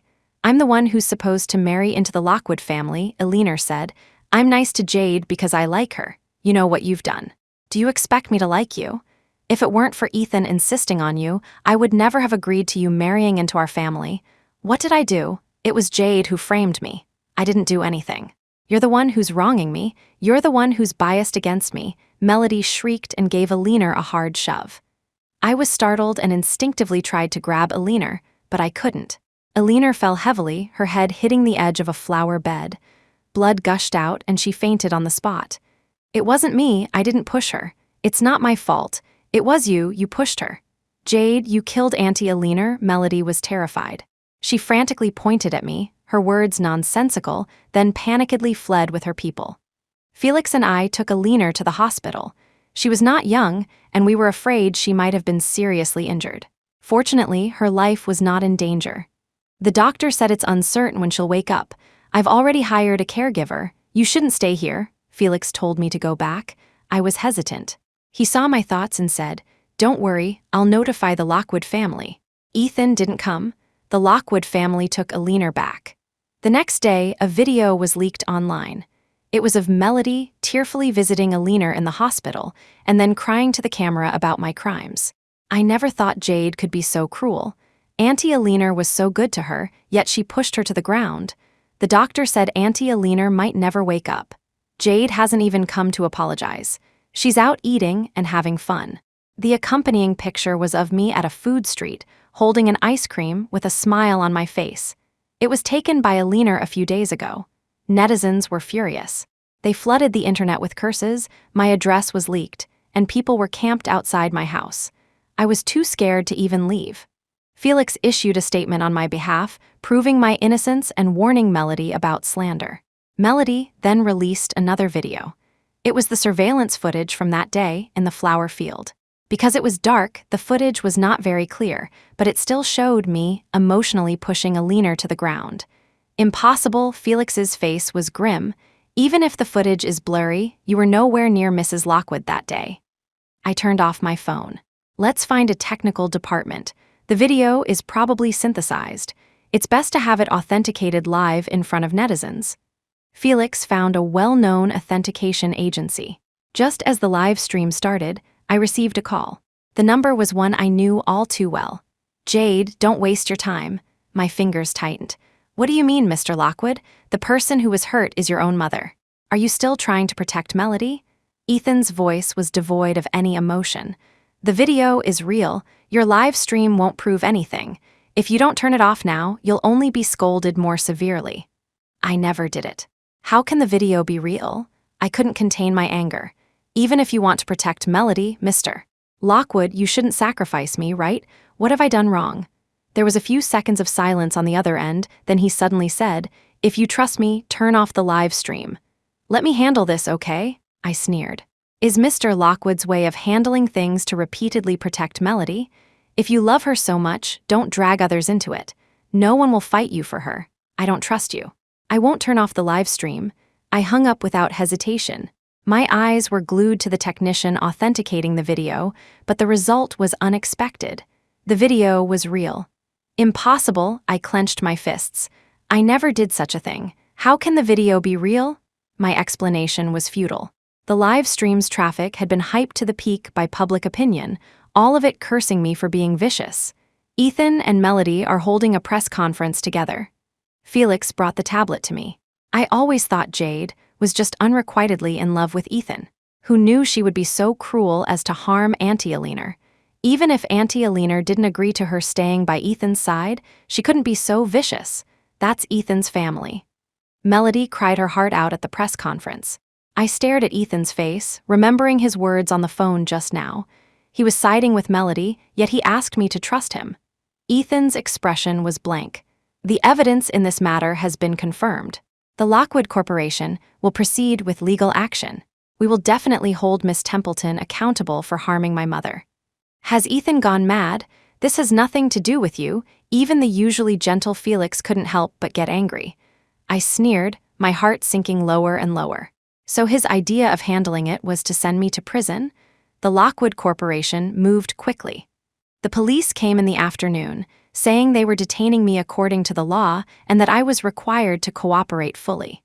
I was unwilling to be wrongly accused like this. I requested to search for evidence, to have a lawyer intervene, but all my requests were denied. I demand to see Ethan Lockwood, I said to Officer Peterson. Peng Shan didn't even look up. Mr. Lockwood will not see you. There are 2 people outside who want to see you, one with the surname Quinn and one with the surname Rivers. Which one do you want to see first? I saw Melody first.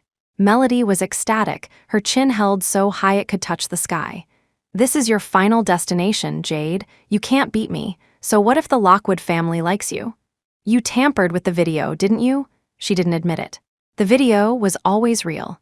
Ethan had it authenticated by multiple agencies. Jade, the fact that you harmed Mrs. Lockwood is set in stone. Get ready to spend the rest of your life in prison. By the way, Melody added with a happy smile, taking an invitation from her bag. In half a month, Ethan and I are getting married. Although you can't be there, I'll let you share in the joy. The invitation fell by my hand. I crumpled it into a ball and threw it back. Melody, I didn't do this. You will not succeed. Ethan is on my side. You can't win. Melody stood up, looking down at me. He will protect me, so what if you're innocent? No one will care. Jade, don't worry. When your child is born, according to the law, he will be returned to Ethan's side. I will take good care of him then. You can rest assured. Melody, you will not succeed. I grabbed the bars and roared, but was pushed back into my seat. My lower abdomen throbbed with pain, and I bent over uncontrollably. Peng Shan's face changed. He quickly said, "Don't get excited. Your friend seems to have brought a lawyer. Do you still want to see him?" Yes, I wiped the sweat from my forehead, forcing myself to watch as Felix walked in. He gave me a comforting look. In that moment, a glimmer of hope sparked within me. I didn't do it. I couldn't just give up. The only breakthrough now is Mrs. Lockwood. As soon as she wakes up, the truth will come out. Jade, you have to take care of yourself. I've hired the best lawyer to fight the Lockwood Corporation. You don't have to worry about any of this. Just wait for my news. I cleared my thoughts. I understand. Felix, thank you for your trouble in this matter. Thank you for always helping me. I began to wait anxiously for news from Felix. Days passed, and my belly grew larger. I didn't have to do much here. I had a separate room and even a television to keep up with the outside world. Melody released her wedding photos, with a caption saying she hoped her and Ethan's wedding would bring good luck and wake Alina up. The lawsuit between Felix and the Lockwood Corporation was at a stalemate. Although the evidence was conclusive, I was not immediately sentenced. Jade, someone wants to see you, Peng Shan called me. The moment I saw the person, I couldn't suppress the hatred in my eyes. The image of my parents before their deaths flashed in my mind again, so desperate. Jade, Miss Templeton, it's been a long time. I wonder if you still remember me. By rights, you should call me Uncle Travis. Travis Thorne's face quivered as he smiled. Of course, I remembered him. I would never forget him in my life. Back then, my parents had sponsored his education, pulling him out of a mountain village, feeding and clothing him, and teaching him how to survive. The first thing he did after standing on his own 2 feet was to frame my parents. He claimed my parents' company was involved in fraud, that the money for charity was all illegally raised by my parents and embezzled by them. He forged evidence and witnesses, driving my father to jump to his death and my mother to follow him in grief. And now, he had become the greatest philanthropist, openly taking credit for my parents' achievements, spreading rumors that my parents had committed suicide to escape punishment, and even establishing an anti-fraud association, using my parents as a prime example. After my parents' death, I was too preoccupied to care for myself. A year ago, it was reported that Travis had died of a heart attack. I thought he had finally gotten what he deserved, but he was still alive. Aren't you supposed to be dead? What right do you have to be alive? Aren't you afraid of being struck by lightning for all your evil deeds? Travis smiled nonchalantly. Not at all. I'm a good person. I've helped so many people. Do you know what they say about me? They say I'm the kindest philanthropist. I could barely contain the hatred in my heart. Don't blame me. Your parents got what they deserved. He clearly had the ability to make me a general manager directly, but he made me suffer all sorts of contempt and ridicule. I got to where I am today all by my own efforts.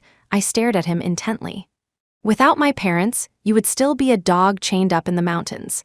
If they had known you were so ungrateful, my parents shouldn't have saved you. They should have let you be beaten to death. My parents did a lot of charity work. They didn't save Travis for no reason. They saw how pitiful he was. Travis's family was poor. He had a cleft lip and palate, and one of his legs was lame. He couldn't do any work at home, let alone go to school. No one wanted to marry a person like him. He had thought about suicide countless times. His parents could only tie him up at home until my parents came to the countryside for poverty alleviation and pulled him out. Ha, so what? Aren't your parents philanthropists? If it weren't me, it would have been someone else. Anyway, you're all just tools for your parents to put on a show. Do you think your parents are any good? Shut up, you shut up. I rushed towards him with red eyes, only to be held back by the prison guards. Travis sneered and lowered his voice. I was worried that you, this little girl, would one day seek revenge on me. I spent the last few years looking for you. I didn't expect you to be so clever, latching onto Ethan Lockwood.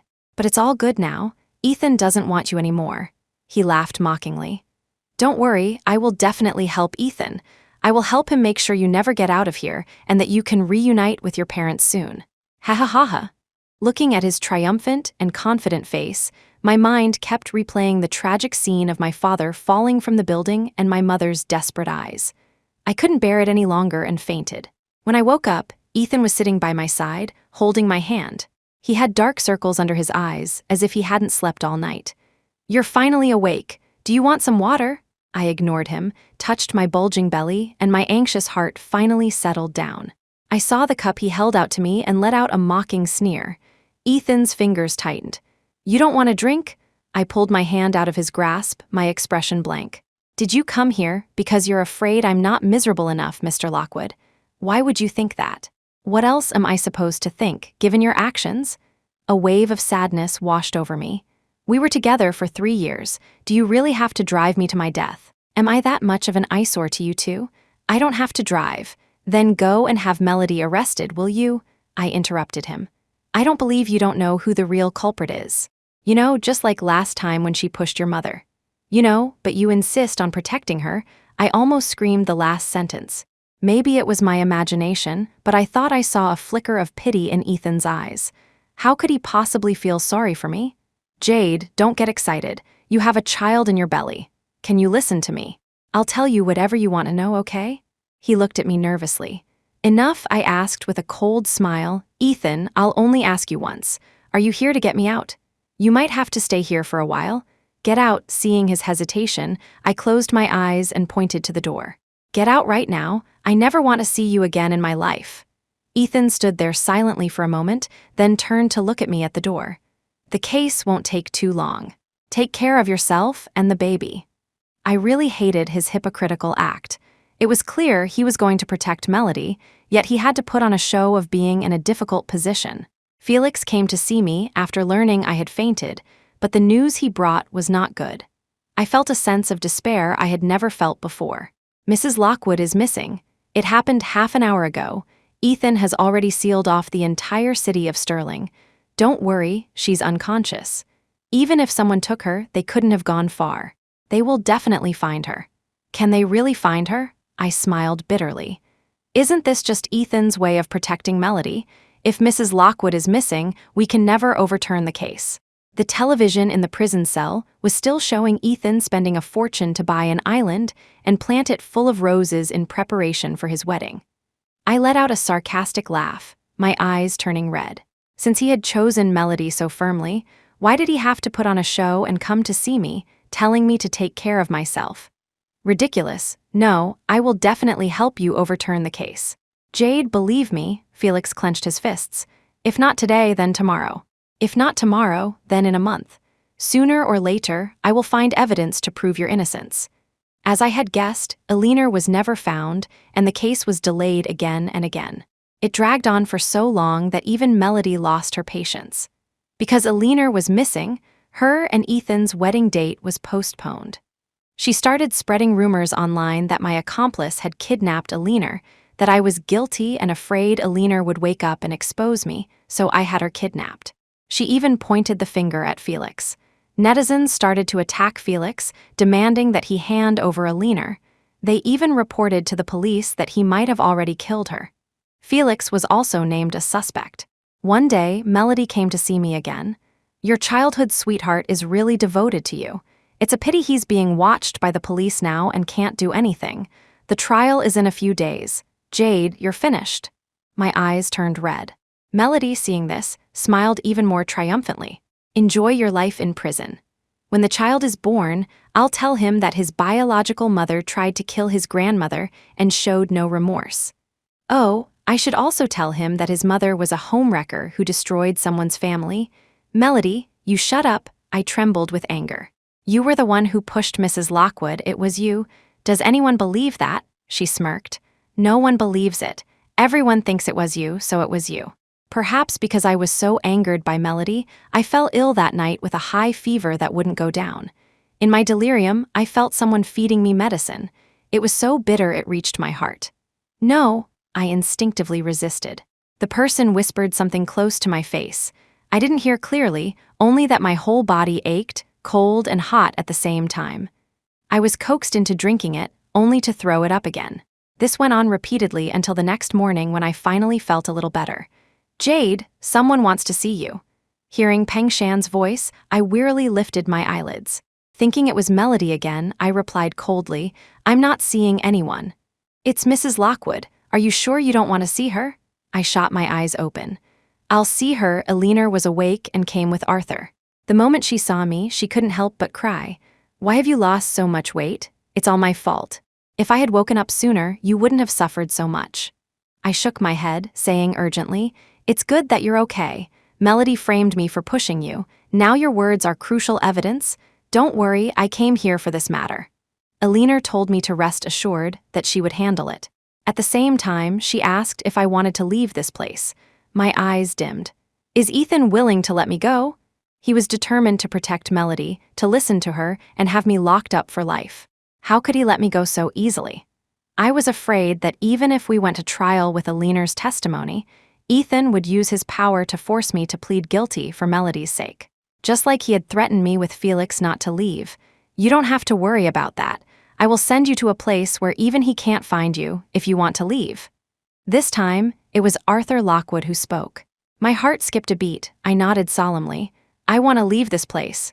Alina contacted the media and gave an interview. She cleared my name but didn't expose Melody. She only said that she didn't see anyone push her. She also released evidence that the video had been faked, that someone had found a few lookalikes to act it out. It was the netizens who discovered that the video was released by Melody. They started to attack Melody, demanding that she apologize to me. "You clearly know it was Melody who pushed you." Seeing Alina's ashamed face, my heart turned cold. After a long while, I spoke in a hoarse voice. "I can understand. She is your son's most beloved woman. You are afraid of hurting your son." "That's not it, Jade," she tried to explain, but I interrupted her. "Please send me away. Don't explain anymore. I don't want to be entangled with you all anymore. Just pretend that there is no such person as Jade in this world. Please have mercy and let me go." I was so tired. I just wanted to live a good life, give birth to my child, and live out my days in peace. As for Ethan, as for the truth, no one cared. I didn't want it anymore either. This time, Arthur sent me directly out of the country. I cut off all contact with everyone. Thinking about how Felix had been so busy for me, I knew I couldn't accept his feelings, and it would be difficult to reciprocate. So, I transferred a sum of money to him before I left. Life abroad was rainy and stormy, with frequent typhoons. At first, it was very difficult for me to be alone. The wind would often shatter the glass windows, and the surrounding trees would fall. Sometimes I was so scared I couldn't sleep at night. The continuous rain made me sick repeatedly. Because I was pregnant, I couldn't take any medication casually. I had to endure it, but thankfully, I pulled through. Fresh food was delivered to the villa every day, and someone came to clean regularly. I knew this was all out of a leaner's guilt. At first, my pride made me unwilling to accept it, but one day I fainted from a fever.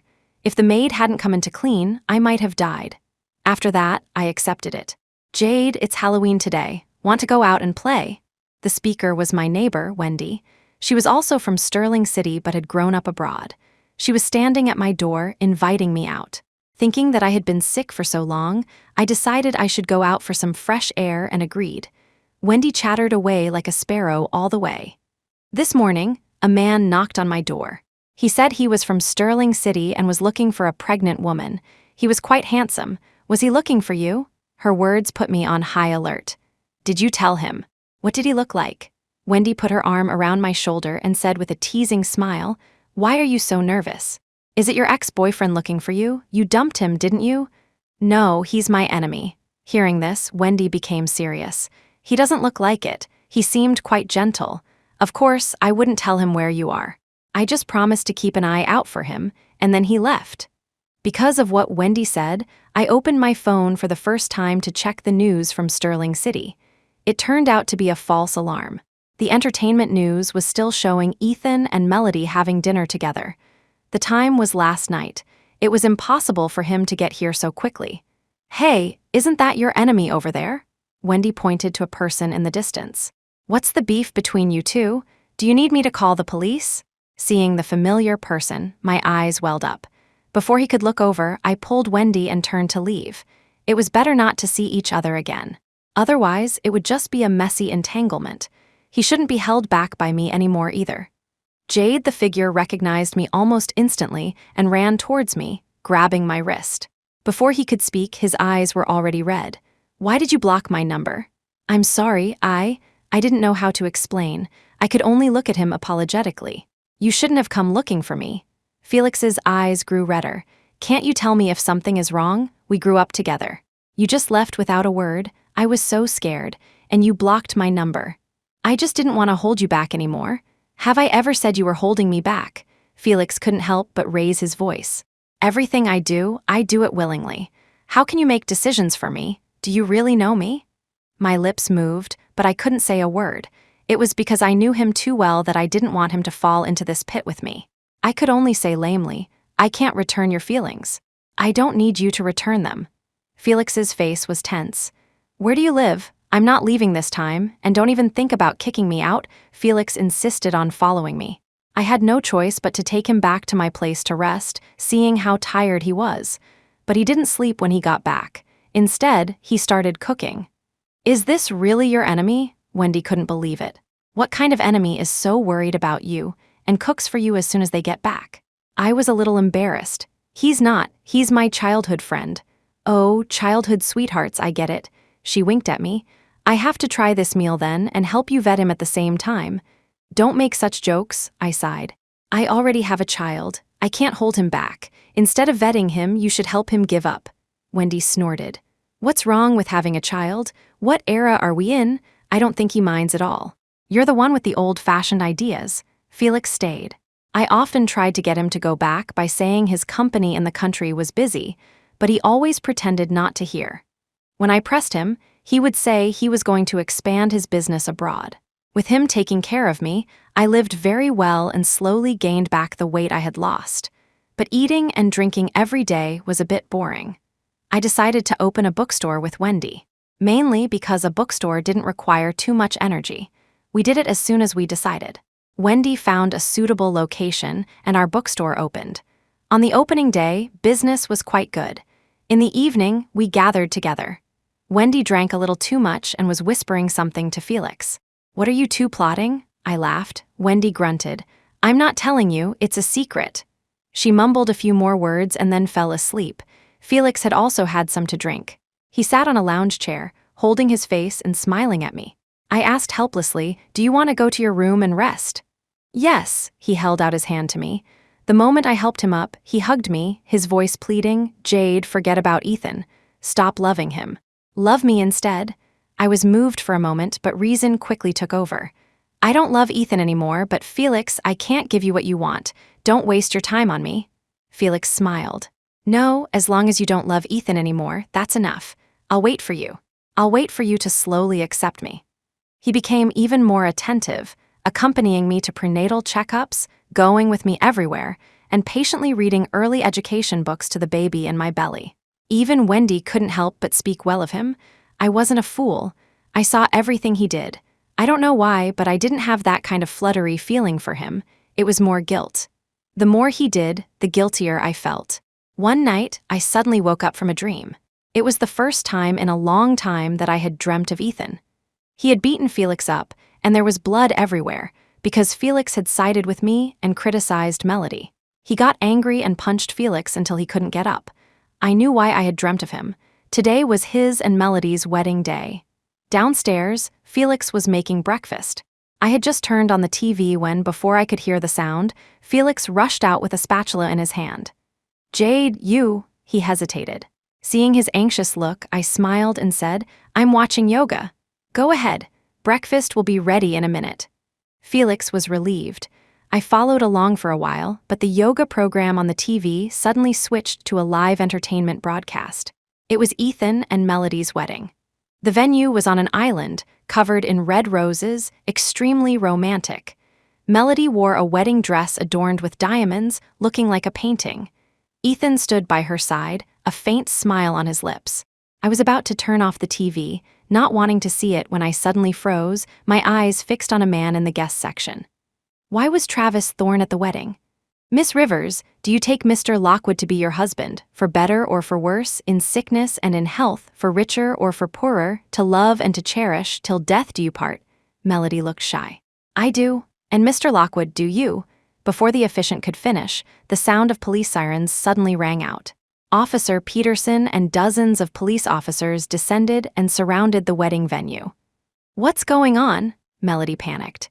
She reached out to grab Ethan, but he took a step back, his face no longer showing the gentleness from before.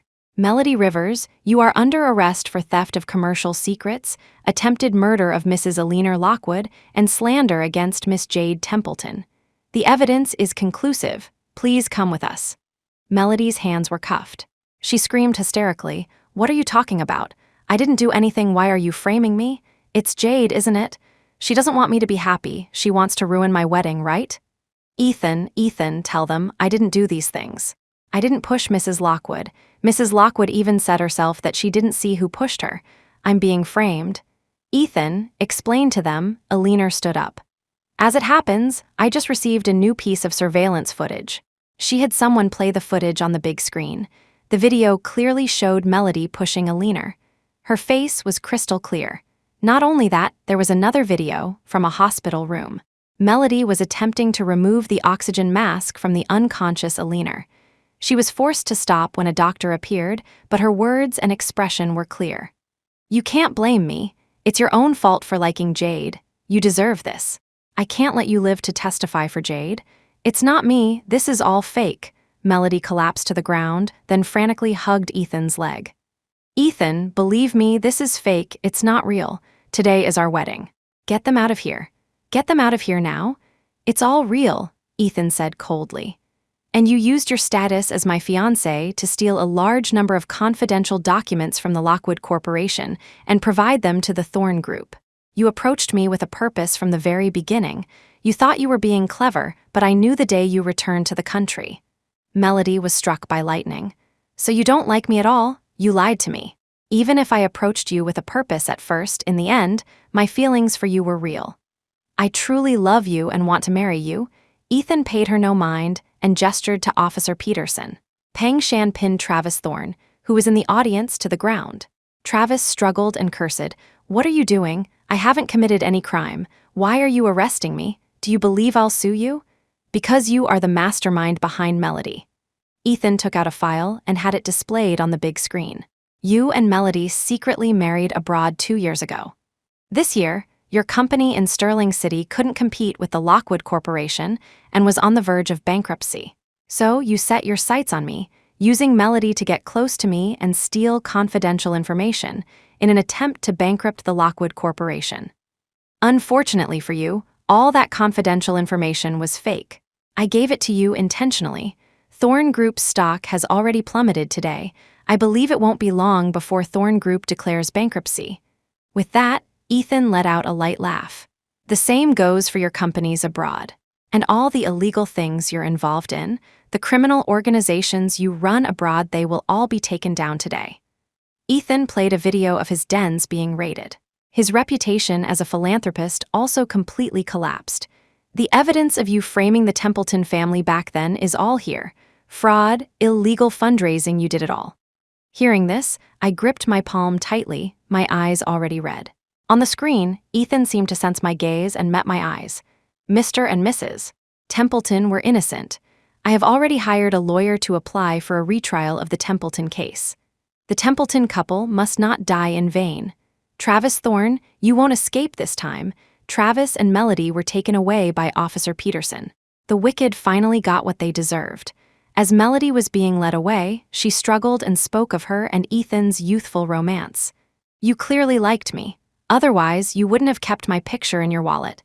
Ethan, today is our wedding. You said you would marry me. You promised to marry me. Ethan's expression was blank. I don't deny a youthful infatuation. But from the moment you returned to my side with a purpose, you should have known that I could never fall for someone who was trying to harm me. The live stream was flooded with comments from netizens, covering the screen. Melody is so vicious. She played the innocent flower so well, I thought that was her true nature. I never thought she would even harm her future mother-in-law. Disgusting. She made Jade stay in jail for so long for nothing. Not only did she not apologize, but it turned out she was the one who did it, and she even turned the tables on her. This Travis is even more hateful. I thought he built so many schools because he was a real philanthropist. It turns out he was a fake, and he even caused the death of the real philanthropist. I know Mr. and Mrs. Templeton. They helped countless disabled people and left behind children. They were the ones who built those schools. It was Travis who stole their good name. The live stream cut off at this point. I stood in the villa, tears streaming down my face. Jade, Felix held me in his arms, hiding the pain in his eyes, and forced a smile. Your uncle and aunt can finally rest in peace. I couldn't hold back any longer and burst into tears. I knew it. I knew my parents were framed. They would never do those wrong things. They were framed. Felix let me cry for a long time. He knew I had been suppressing my emotions and needed to vent. He stayed with me for as long as I cried, constantly comforting me. Thank you, Felix, I composed myself. The phone in the living room suddenly rang. Usually, only Alina would call this number. I felt Felix's body stiffen. He clearly didn't want to, but he still forced himself to ask me, should I answer it? Yes, I answered the phone. On the other end, Alina excitedly asked if I had watched today's live stream. I said calmly, I just finished watching. That's good, that's good. The whole misunderstanding was a chess game Ethan set up to catch the culprit. The reason I exposed Melody last time was also for today. Thankfully, the culprits have all been brought to justice. It's such a relief. By the way, now that the misunderstanding is cleared up, your uncle and I will fly over to bring you back immediately. Auntie, I said softly, I'm very grateful that Ethan was able to clear my parents' names. I will remember this kindness, but I don't want to go back anymore. Alina was so anxious she stuttered, WHY. Ethan isn't marrying Melody anymore. He doesn't like Melody. Don't you like Ethan? Ethan must like you too. You can be together now. Perhaps Ethan did like me, but the feelings between us had nothing to do with Melody. His liking was just that liking. I knew Alina wouldn't understand. I smiled in relief. I stopped liking Ethan a long time ago, Auntie. I just want to live my own life. Alina choked up. Can't you really give Ethan another chance? I said gently. Let's just forget it. We're not suitable for each other. Auntie, please don't tell Ethan my location. I don't want to keep hiding. Consider it a reward for me saving you that time, okay? Alina agreed and hung up in tears. I let out a breath, finally saying goodbye to the past. I thought you would agree to go back, Felix said. I looked at his clenched fists and felt a little sad. I shook my head. What's past is past. I don't want to look back. Felix's eyes were moist. Okay, we won't look back. My parents' case was scheduled for trial next month. I planned to go back for a trip next month. With Travis getting what he deserved, I had to tell my parents. The next time I heard about Ethan, it was from Casey, who was complaining to me on a messaging app. She said Ethan was looking for me like a mad dog and calling her every day. He even transferred money to her, wanting her to reveal my location. I hadn't even told Casey my address. I replied, telling her to ignore him. Just as I sent it, a voice call came through. I instinctively answered, and Ethan's voice, suppressed with anger, came through. "Jade, where are you?" I hung up immediately. Casey kept sending me messages, a long string of them. I didn't read a single one and just blocked her. "Jade, stop looking at your phone. It's Felix's birthday today." Wendy came over with a pile of dresses, panting. "Hurry, pick a nice one." I frowned. "Why do I have to dress up so nicely for his birthday?" Wendy pouted. "That cheapskate Felix booked a high-end restaurant today. A meal there costs tens of thousands. You can't go in a t-shirt, right? It wouldn't match. And it's his birthday, you should at least show some respect." I was convinced by her arguments and smiled helplessly. "Fine, I'll listen to you, and Felix is not a cheapskate. Don't say such things." "He's only generous to you," Wendy muttered. Felix's business abroad wasn't very profitable. He explained that he had made a lot of money the day before, so he was splurging. I didn't doubt him until I saw Felix holding a bouquet of roses and Wendy winking at me. Then I realized what they had been planning behind my back. "Jade, we've known each other for 25 years. I truly like you. When we were apart, I tried to forget you, but I couldn't. Every time I saw another girl, I would uncontrollably think of you." Felix's ears grew redder as he spoke. "I know what you're worried about. I will treat this child as my own. I don't expect you to like me immediately. I just hope you can give me a chance." I didn't know what to say, only that I was sorry. Thankfully, Felix didn't make it difficult for me. He smiled at me. "No rush, take your time to think about it." After celebrating his birthday, Felix had an urgent matter at the company. Wendy said, "Actually, Felix is a great guy. It's obvious he really likes you, and he doesn't mind the child. Why don't you give it a try? Feelings can be cultivated. Or are you still not over the baby's father?" I shook my head. "I've never doubted his sincerity. It's precisely because of that, if I'm with him without loving him, it's unfair to him." "He doesn't think so," Wendy rolled her eyes. "He thinks being with the person you love is happiness, regardless of fairness." "Is that so?" I asked, puzzled. Wendy affirmed, "Of course, try it if you don't believe me." Felix had been incredibly busy lately. His company in the country was being suppressed, and the capital chain was once broken. Every night when I got up for water, I could see him drinking downstairs, his figure lonely. This time, I went downstairs. "I have some money here, you can use it." Felix didn't take the card I offered. He smiled at me. "It's okay, it hasn't come to that yet. Don't worry, go to sleep." I sat down next to him. "Is it someone you have a grudge with?" Felix didn't speak. It was Ethan. Ethan just wanted to force him to reveal Jade's location, to snatch Jade back. Otherwise, he wouldn't stop. "An old enemy, it's nothing, go back to sleep." For the next few days, Felix often worked late into the night. The forecast predicted a typhoon at night. He wasn't back yet, and the windows of the house were rattling. I was a little worried. I called him, but the line was busy. I grabbed an umbrella and was about to go to his company when Felix's car pulled up. "Why didn't you answer the phone?" I jogged over. Just as Felix was about to speak, his expression suddenly changed. He quickly pulled me into his arms, shielding me with his body. A tree, uprooted by the wind, crashed down on his back.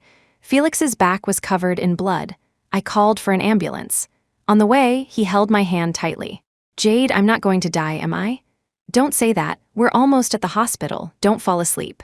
"I don't want to die. I haven't won you over yet. Jade, I like you so much. I want to be with you." He spoke in fragments, then suddenly coughed up a mouthful of blood. My face turned pale with fear. I sobbed, "Don't talk anymore. Don't scare me like this." "Jade," Felix touched my face, his voice strained. "If I survive, can you promise me?" The heart monitor's rhythm was slowing down. My tears fell uncontrollably, and guilt washed over me. If I hadn't insisted on going out, the tree wouldn't have fallen on him, and he wouldn't have been so seriously injured. I promise you." I held his hand, my body trembling. "Don't fall asleep, I beg you." Felix was rushed into the operating room. Wendy also arrived and waited with me outside the operating room all night. Fortunately, he was out of danger in the end. My anxious heart finally settled. The first thing Felix did when he woke up was to grab my hand and ask if my promise still stood. I thought he wouldn't remember, but he remembered so clearly. I thought about it carefully and nodded. "It stands." He struggled to hug me, then winced in pain. I said helplessly, "Don't move around." Felix lay back down obediently. "I'll listen to my girlfriend." I smiled, suppressing the awkwardness in my heart. Let's give it a try. Maybe I really will fall for him. Felix recovered for half a month and was mostly fine. The trial was approaching, so I went back to the country with him. "Are you tired?" He reached out and squeezed my shoulder. "Go get some sleep when we get back." "You barely slept on the plane." I nodded wearily. As I looked up, I saw Ethan with a group of bodyguards watching me from a distance. "Jade, you've grown bold. Running away for so long, you've made me look hard for you." Ethan approached step by step. Felix shielded me. Ethan looked at our clasped hands, his face growing darker. "Mr. Lockwood, do you have business with my girlfriend?" "Your girlfriend?" Ethan sneered, gritting his teeth. "You have the guts to say that again?" Felix held my hand tighter. "Jade is my girlfriend. If you have any questions..." Ethan threw a punch. It was the first time I had ever seen him so out of control, like a madman. Felix fought back, but he was no match for Ethan and was quickly overpowered. Ethan's eyes were red with fury as he punched him. "Enough, Ethan, stop it." I went to intervene, but Ethan grabbed my wrist and questioned me. "When did you become his girlfriend?" I ignored him and looked at Felix anxiously. "Don't move, I'll take you to the hospital." "Jade," Ethan roared. I shook off his hand and glared at him. "Why can't I be his girlfriend? He's single, I'm single. Why can't we be together? You're being too controlling." I helped Felix up to leave, but Ethan let out a cold laugh. "I knew you always liked him." With that, he forcefully pulled our hands apart and dragged me into his car without another word. "Ethan, what are you trying to do? Let me go, are you shameless?" "Let me go, he needs to go to the hospital or he'll die." "Let him PH," my eyes widened. The bruising kiss on my lips continued. I pushed him hard, struggling even more violently. "What do I have to be ashamed of? Who gave you permission to be with him? You're carrying my child and you're with him." "You've got some nerve, Jade." Ethan himself didn't realize the jealousy dripping from his words. I wiped my lips in disgust. This action angered him again, and he kissed me again, biting my lip until it bled. "When did you two get together? Did he kiss you like this too? Or have you already slept together?" I trembled with anger and slapped him across the face. "What we do is none of your business. Let me out if anything happens to him. I'm not done with you." Ethan's face darkened. "Jade, are you blind? I got hit by him too. Why don't you care about me? Would you have been hit if you hadn't started it?" Ethan was so angry he laughed. "Fine, you're just going to protect him, right? I think it's better if he just dies." "Ethan," I was red with anger. "What are you trying to do? We have nothing to do with each other anymore." I didn't agree. Ethan forcibly took me back to the villa. It was still the same as when I had left. "Go to sleep," he said, pulling me towards the master bedroom. "I'm not sleeping," I pried at his fingers. "Let go of me, I need to find Felix." Ethan turned back, his tone icy. "If you mention him again, do you believe I'll really kill him? What right do you have to treat me like this? What right do you think I have to treat you like this?" Ethan's voice tightened. "Don't play dumb, and Melody and I are innocent. There are no misunderstandings between us. You should come back to me." I laughed mockingly. "What do you take me for? A plaything to be summoned and dismissed at will? I am a person, not your pet." "I don't see you as a pet." Ethan's voice softened considerably. "I can answer your question from that day now. Jade, I agree to marry you." His eyes held a glimmer of hope, but when he saw my calm, expressionless face, he panicked and gripped my hand tighter. "Let's get married, Jade. Let's get married. It's too late." I said flatly. "Some things, if you don't do them at the time, you don't want to do them anymore when you think back. If you had agreed back then, maybe I would have said yes on an impulse. But now, I don't want to. And I'm already someone else's girlfriend. I'm going to marry him in the future. Ethan, we have nothing to do with each other anymore." "You want to marry him that much?" Ethan's eyes were bloodshot. "I don't agree, Jade. I don't agree. I didn't want to look at him anymore." "Let me go." "No, I won't let you go." Ethan trapped me in the villa again. He stopped going to work and instead stayed with me every day until the day of the trial. I saw Felix at the courthouse entrance. Seeing that he was safe, the worry that had been plaguing me these past few days finally subsided.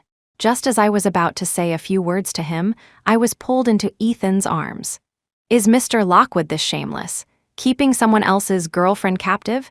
Can't you see that Jade doesn't want to be with you?" Felix could barely contain his anger. Ethan smiled coldly. You're delusional, she's not your girlfriend, she's very happy to be with me. If you're blind, go see an eye doctor. Ethan, let go of me, I struggled. He held me tightly, his voice laced with suppressed anger. If you move again, I'll beat him up again. This time, I won't show any mercy. I stopped struggling and tried to keep my voice steady. Felix, I'm fine, take care of yourself. Don't forget what we agreed on. Only then did Felix leave, suppressing his anger. Ethan's face darkened. What did you two agree on? What's it to you? I said coldly. Are you leaving or not? If not, let go of me. I'll go in by myself. He chuckled and held my chin, forcing me to look at him. You call him Felix, but you call me Mr. Lockwood or Ethan, so formal. We're a couple. You and I have no relationship. I was about to go mad with Ethan. He was being completely shameless now. There were so many reporters outside, and he just kissed me. After kissing me enough, Ethan finally let go. I was so angry I slapped him. Shameless get lost, he licked his lips, looked at Felix in the distance and smirked, his possessiveness obvious. He put his arm around me and said cheerfully, "Let's go in." Travis Thorne was sentenced to death with immediate execution. The moment the verdict was announced, I still shed tears. Dad, Mom, the person who killed you has finally gotten what he deserved. As we were preparing to leave, Ethan suddenly had something to do and left. He had his bodyguards watch me, saying he would be back soon. Are you and Mr. Lockwood together? Officer Peterson asked. I said flatly, no, he's holding me captive. Do you police handle this kind of thing? Can you arrest him now? Peng Shan chuckled awkwardly. Miss Templeton, you're joking. Mr. Lockwood is not that kind of person. Besides, Mr. Lockwood likes you so much, how could he possibly hold you captive? Where did you get the idea that he likes me? He suppressed the video of your arrest and had us arrange a separate room for you with the best of everything. Not only that, while you were here, the police station had a medical team on standby. He even came to take care of you personally when you had a fever. No other inmate gets that kind of treatment. I sneered. If he liked me, he wouldn't have let me go to prison. Peng Shan laughed dryly. Circumstances forced his hand. When is Melody's trial? Peng Shan said. It might be delayed. Melody fainted a few days ago and was found to be pregnant. She insists the child is Mr. Lockwood's. I sneered. What a coincidence. Peng Shan was about to nod when he suddenly felt a chill. He turned around and saw Ethan, swallowed hard, and quickly made an excuse to leave. That child is not mine. I was indifferent. I'm very grateful that you cleared my parents' names. I will remember this kindness. If you need my help with anything in the future, I will do my best. I need a wife. I need your help. I glanced at him flatly. Fine, I'll find a matchmaking agency to help you vet candidates. Ethan gritted his teeth and explained, Melody's child is not mine. I've never touched her. You're the only one I've ever been with. I'm not interested in your affairs. I glanced at my phone. I still have to go see my parents. Can you dismiss these bodyguards now? I'll go with you. Ethan followed me everywhere. I had arranged with Felix to stay in Sterling City for a week and then return abroad. The deadline was tomorrow, and I couldn't take it anymore. I'm not going to marry you. It doesn't matter how long you keep me here. I don't like you anymore. Can't we just part on good terms? Ethan had just finished a call and was in a bad mood. He stared at me for a moment. Are you that eager to go back to Felix Quinn? To make him give up, I admitted it. Yes, I love him very much. Love him? Ethan lowered his eyes and murmured, You were with me for 3 years and never said you loved me. He's been away from you for so long. I pretended not to hear. Fine, if you want to go, then go. I won't stop you. Ethan stood up and went upstairs, his figure lonely, like a dog abandoned on the roadside and drenched in rain. I didn't soften. I directly asked Lewis to send me away, not noticing the gaze fixed on me from the second floor as I left. The next day at the airport, we were stopped by Felix's mother. She didn't want Felix to stay abroad. I could tell that Felix's mother didn't like me. Mom, even Grandpa doesn't have a problem with it. Can you please stay out of my business? I love Jade, and I won't marry anyone else. Felix's mother wouldn't back down. She was someone's mistress. You're a decent man. Why do you want her? Felix had her sent away forcefully and apologized to me. It was the truth, but I still felt sad. Everyone wants their relationship to be blessed. It's okay, I managed a smile. Felix said guiltily, I didn't know she would come. Don't worry, it won't happen again. We won't live with her after we get married. I hadn't thought about marriage yet, so I didn't respond. The following days were quite good. Felix's company was doing better, and we went on dates occasionally, just like a normal couple. But his mother would often send me messages telling me to let her son go. I didn't tell Felix about these, but hearing her words, I couldn't help but waver. Maybe I shouldn't have agreed to be with Felix in the first place. Then he wouldn't be at odds with his mother. One evening, as Felix and I were taking a walk after he got off work, he suddenly said, "Jade, let's get married next year, okay?" I was stunned, at a loss for words. Isn't it too soon? We've only been together for less than a month, and your family? We've known each other for half our lives. Don't worry about my family, I'll handle it, as long as you agree. I'm just so scared that one day you'll change your mind. There was pain and self-blame in Felix's eyes. I was speechless. Just as I was about to speak, a voice filled with suppressed anger interrupted. "Jade, you dare to agree?" Ethan grabbed my wrist. Felix also grabbed me. Neither of them would let go. The atmosphere was tense. "You can't marry him." "Ethan, let go of Jade," they both spoke at the same time, then glared at each other coldly. I was about to shake off Ethan's hand when I heard him sneer. "You know what tricks you used to get Jade to be with you, don't you? How dare you talk about marrying her? Are you afraid she'll change her mind if she finds out?" Seeing Felix's suddenly pale face, I was confused. "Ethan, what nonsense are you talking about?" "Nonsense? You ask him. Does he dare to say it?" I saw Felix open his mouth several times, as if wanting to speak, but not a single word came out. His eyes were filled with self-blame. "What's going on? What tricks? Isn't it because he saved you that you softened up and got together with him?" Ethan said coldly. "I saw the surveillance footage from that day. He clearly could have pulled you out of the way, but he chose to get hit. Isn't that just a deliberate attempt to use your sympathy to trick you into his arms?" The situation that day was so urgent, I couldn't believe Felix would have been able to think that much in a crisis. Ethan knew I didn't believe him. He was about to show me the video when Felix suddenly let go of my wrist. "Jade," he said softly, "if I hadn't saved you, would you not have gotten together with me?" I fell silent. I knew my own heart very well. I didn't have romantic feelings for Felix, only gratitude. He had saved me, and as he was covered in blood, he held my hand and told me he liked me, asking me to agree to be with him. I admit I was scared. I was afraid he would die, so I agreed out of a moment of weakness. "I understand," he said, closing his eyes with a smile. "Ethan is right. I used your sympathy. I clearly could have pulled you out of the way of that tree. I'm sorry, I was too anxious. I was afraid someone else would snatch you away." Ethan said, "Did you hear that? He tricked you." "Jade, I don't want to break up with you." Felix's tears fell. "Can you forgive me?" My mind was in a mess. I instinctively took a step back, only to be pulled into Ethan's arms. He said to Felix, "Be sensible. Jade can't be with someone who schemes against her." By the time I came to my senses, Felix was gone. "Jade, you and Felix are not suitable. His family doesn't approve of you too. If you marry him, you'll only suffer. But if you choose me, it's different." I glanced at him and said coldly, "Even if I break up with him, I won't be with you. We're even less suitable." Ethan refused to leave. A typhoon blew in that night, and he stayed in his car outside the villa all night.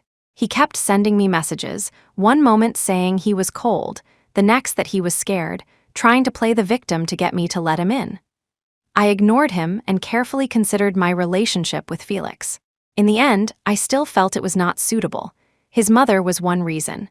The main thing was that it was unfair to him for me to be with him while carrying another man's child, and I didn't love him. I planned to talk to Felix in person.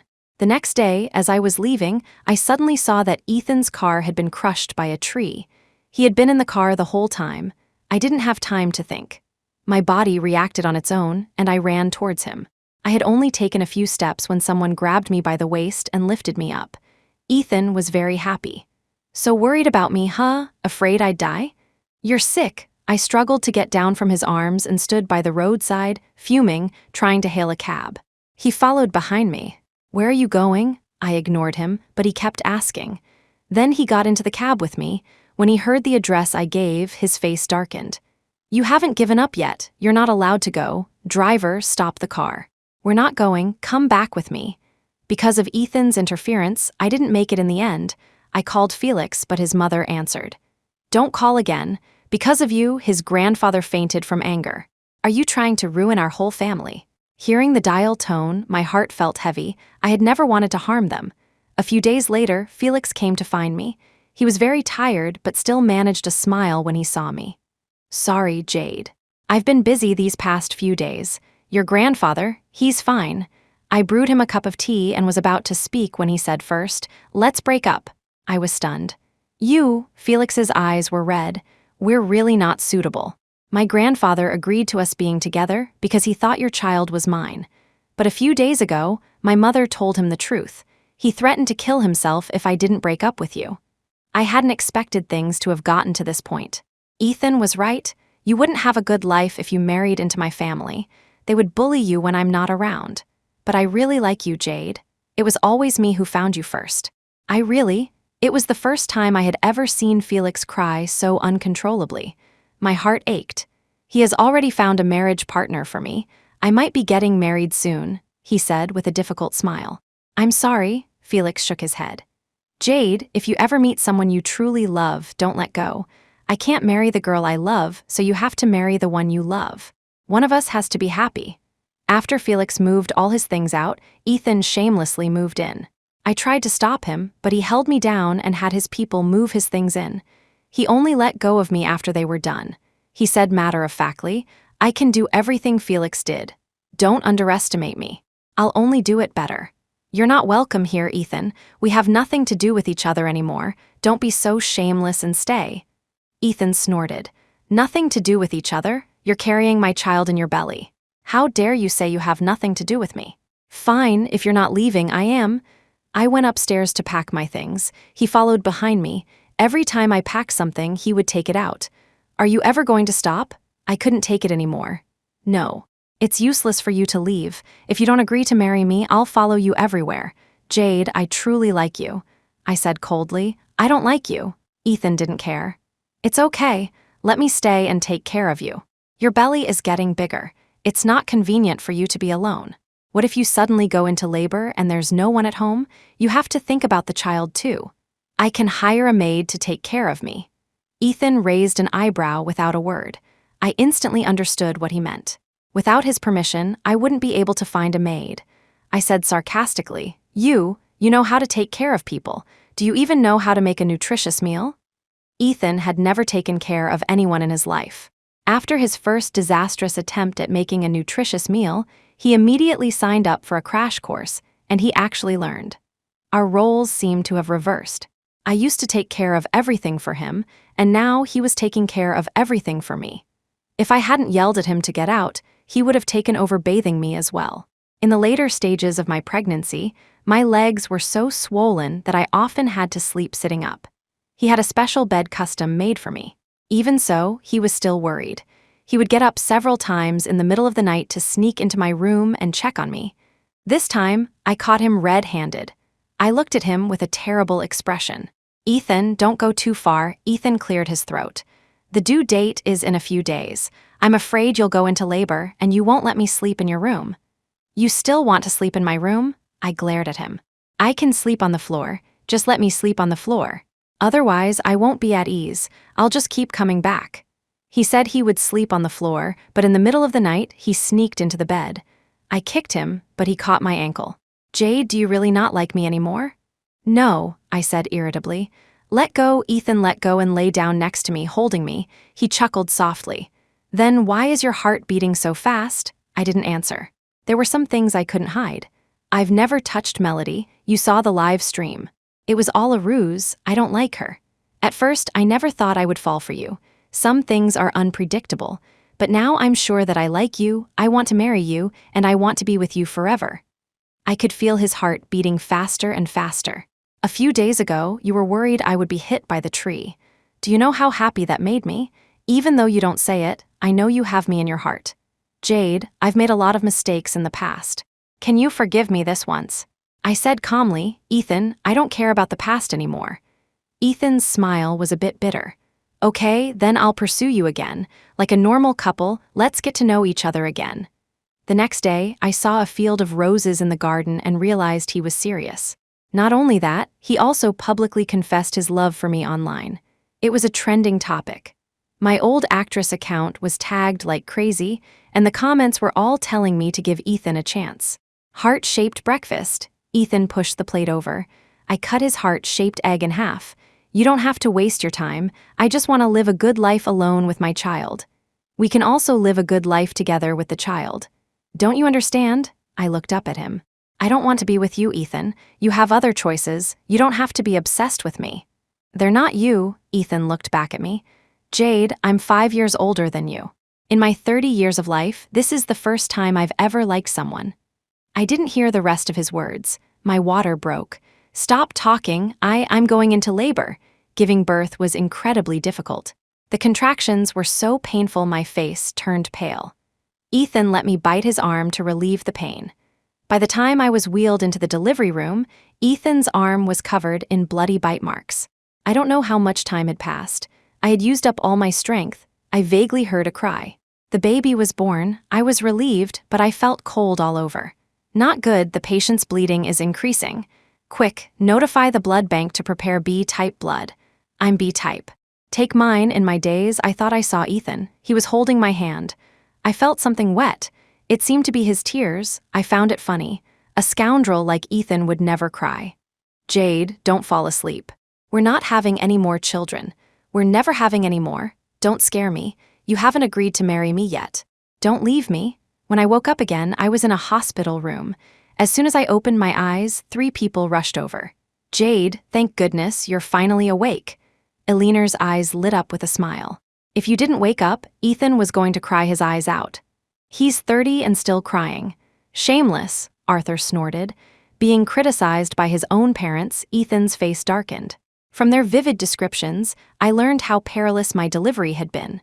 I had almost died. The blood bank was completely drained. If it weren't for Ethan giving you his blood, the consequences would have been unimaginable. Your uncle and I were terrified. Thankfully, you're okay.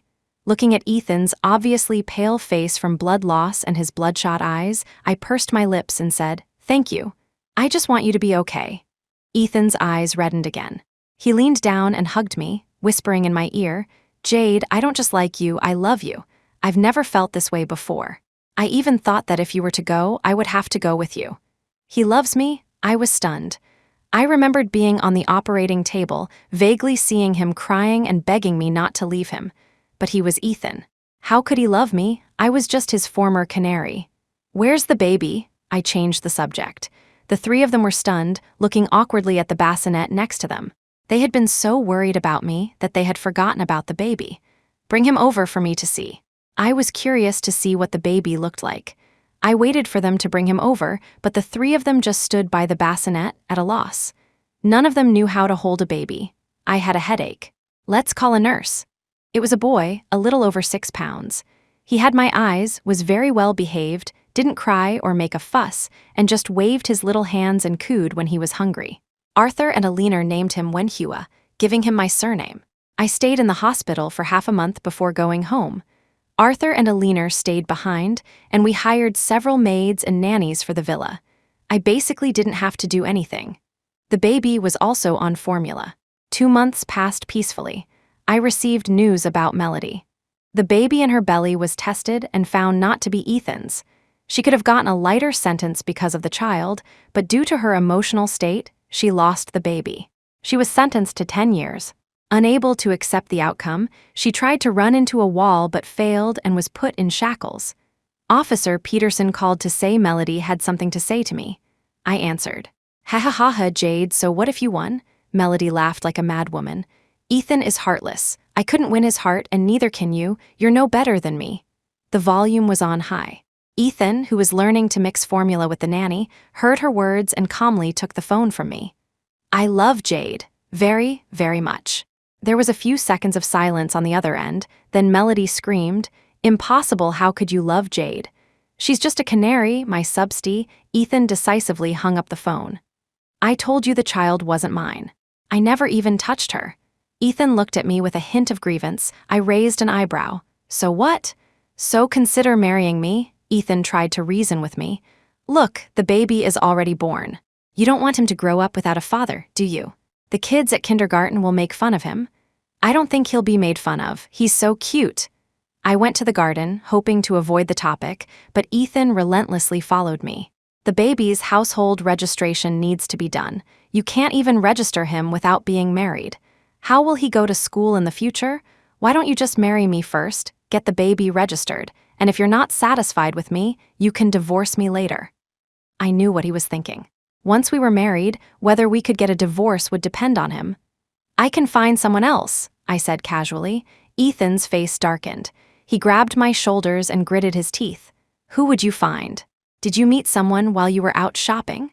Life abroad was more open than in Sterling City. Many people didn't mind that I had a child, so there were quite a few who were interested in me. A while ago, I was approached by someone while I was out for a walk. Ethan saw it and got so jealous he started arguing with the man. No, I said deliberately. I'm just telling you, you're not my only option. Don't be so sure of yourself. Ethan got anxious. Don't say that. It hurts me so much. If you don't want to marry me, then don't. Why do you have to stab me in the heart? As if afraid I would really fall for someone else, Ethan worked even harder. I even started to think he had evolved from a cold CEO into a male nanny. He would confess his love to me almost every week. He wouldn't get angry when I rejected him, just cheerfully play with the baby. Sometimes he would confess to me while I was asleep, then record my subconscious grunt on his phone and shamelessly say I had agreed to be his girlfriend. This continued until when Hua was 1 year old. I was getting used to him appearing with roses at any time. But one day, I came back from outside and saw Ethan laughing and talking with another woman. Has he moved on? Wendy clicked her tongue. I told you, you can't keep a man hanging for too long. If you do, things will go wrong. Seeing him smile at another woman, I felt a pang of jealousy. He can be with whoever he wants. It has nothing to do with me, I said petulantly. Wendy rolled her eyes. All right, stop being stubborn. Go and see for yourself. I'm about to drown in your jealousy just standing next to you. I walked past them without a single glance. Ethan called out to me, come over and see. This is Miss. Before he could finish, I blurted out, what for? To watch you two being all lovey-dovey? I'm not going over. The smile in Ethan's eyes deepened. He glanced at the person opposite him and said, I'm sorry, my love is jealous. She's often like this. My face flushed. I am not. This is the new secretary of the Templeton Group and also your secretary. Su Yao came over and extended her hand to me gracefully. Hello, President Templeton. From Su Yao, I learned that over the past year, Ethan had revived my parents' bankrupt company. He had continued the work my parents had started. He had also brought back all the old employees who were close to my parents. Now he was handing the stable company over to me. Our parents passed away early. We can't let their hard work go to waste. From now on, I will take over for them and lead you forward, Jade. It would be a lie to say I wasn't moved. Over the past year, I had seen everything Ethan had done. Today, I suddenly wanted to try again. Maybe we would have a good ending. I relented. Ethan was so happy he couldn't sleep all night. The next morning, he dragged me to get our marriage license. It wasn't until the stamp was on it that I realized what had happened. I only agreed to be your girlfriend. Ethan kissed me and said, it's all the same. I'm not going to marry anyone else anyway. It was always going to be me. It just happened a little faster. When Hua was 2, Ethan and I had our wedding. This time, it was also broadcast live, even more magnificent than the last one. But the day after the wedding, Ethan ran away with Hua. I was sleeping soundly when a leaner woke me up in a hurry. I saw a text message on my phone that Ethan had sent 3 hours ago. I've run away from home with our son. I've always been the one chasing you. This time, it's your turn to chase me. I'll come back when you find me. Otherwise, I'll take our son and wander the streets. HMPH. The end epilogue. Ethan's perspective part 1. Ethan had always been in control of his desires, but the first time he saw Jade, who had been sent to him, he found it hard to resist. It had nothing to do with who she resembled. It was the natural impulse a man feels for a woman. It was the first time it had happened to him, so he relented. Jade was pure in body and mind, and very obedient. She served him meticulously for 3 years, flawlessly. At first, he was a little addicted to her, but it eventually became a habit. He was rich. Keeping Jade forever was not out of the question. But at that banquet, it was the first time he saw a light shine in Jade's glass-like eyes. This light had never appeared for him. Now it was directed at another man. He was jealous. He wanted Jade to look at him like that, but all he saw in her eyes was the same old eagerness to please and obedience. He was annoyed and tormented her relentlessly, but she ran away. He came home to an empty house. Learning that she had moved out because the contract had expired, Ethan was still furious. So he deliberately brought Melody to the film set and ate the fish and crab she offered him. Sure enough, Jade was provoked. She came back to the villa drunk that night. She regretted it. He knew it. She had liked him before. She definitely wouldn't leave so easily. He was happy at that moment. He asked her to move back, coaxing a girl like that for the first time, not even caring that she had hit him. But Jade ran away again. Being played repeatedly, Ethan was about to explode with anger. Then he saw her live stream. She and Felix were being shipped by netizens and were trending. His anger reached its peak. He didn't realize he was jealous, that his mind was filled with the thought that Jade should be his. He brought Jade back. Although she was different from before, he was still willing to try to win her over, to take her out, to introduce her to his friends. Ethan didn't understand. She clearly had some feelings for him, yet she still didn't want to renew the contract and even wanted to run away to find Felix. He was so jealous. After much thought, he still felt he couldn't let her go, so he forcefully made her renew the contract. But she found him disgusting. Hurt, Ethan went to get drunk and drank himself into a fever. Jade was worried about him, but there was no love in her eyes. She even argued with him that she wanted to live a normal life. A life of simple, everyday things of being a wife and mother. She wanted to marry Felix, right?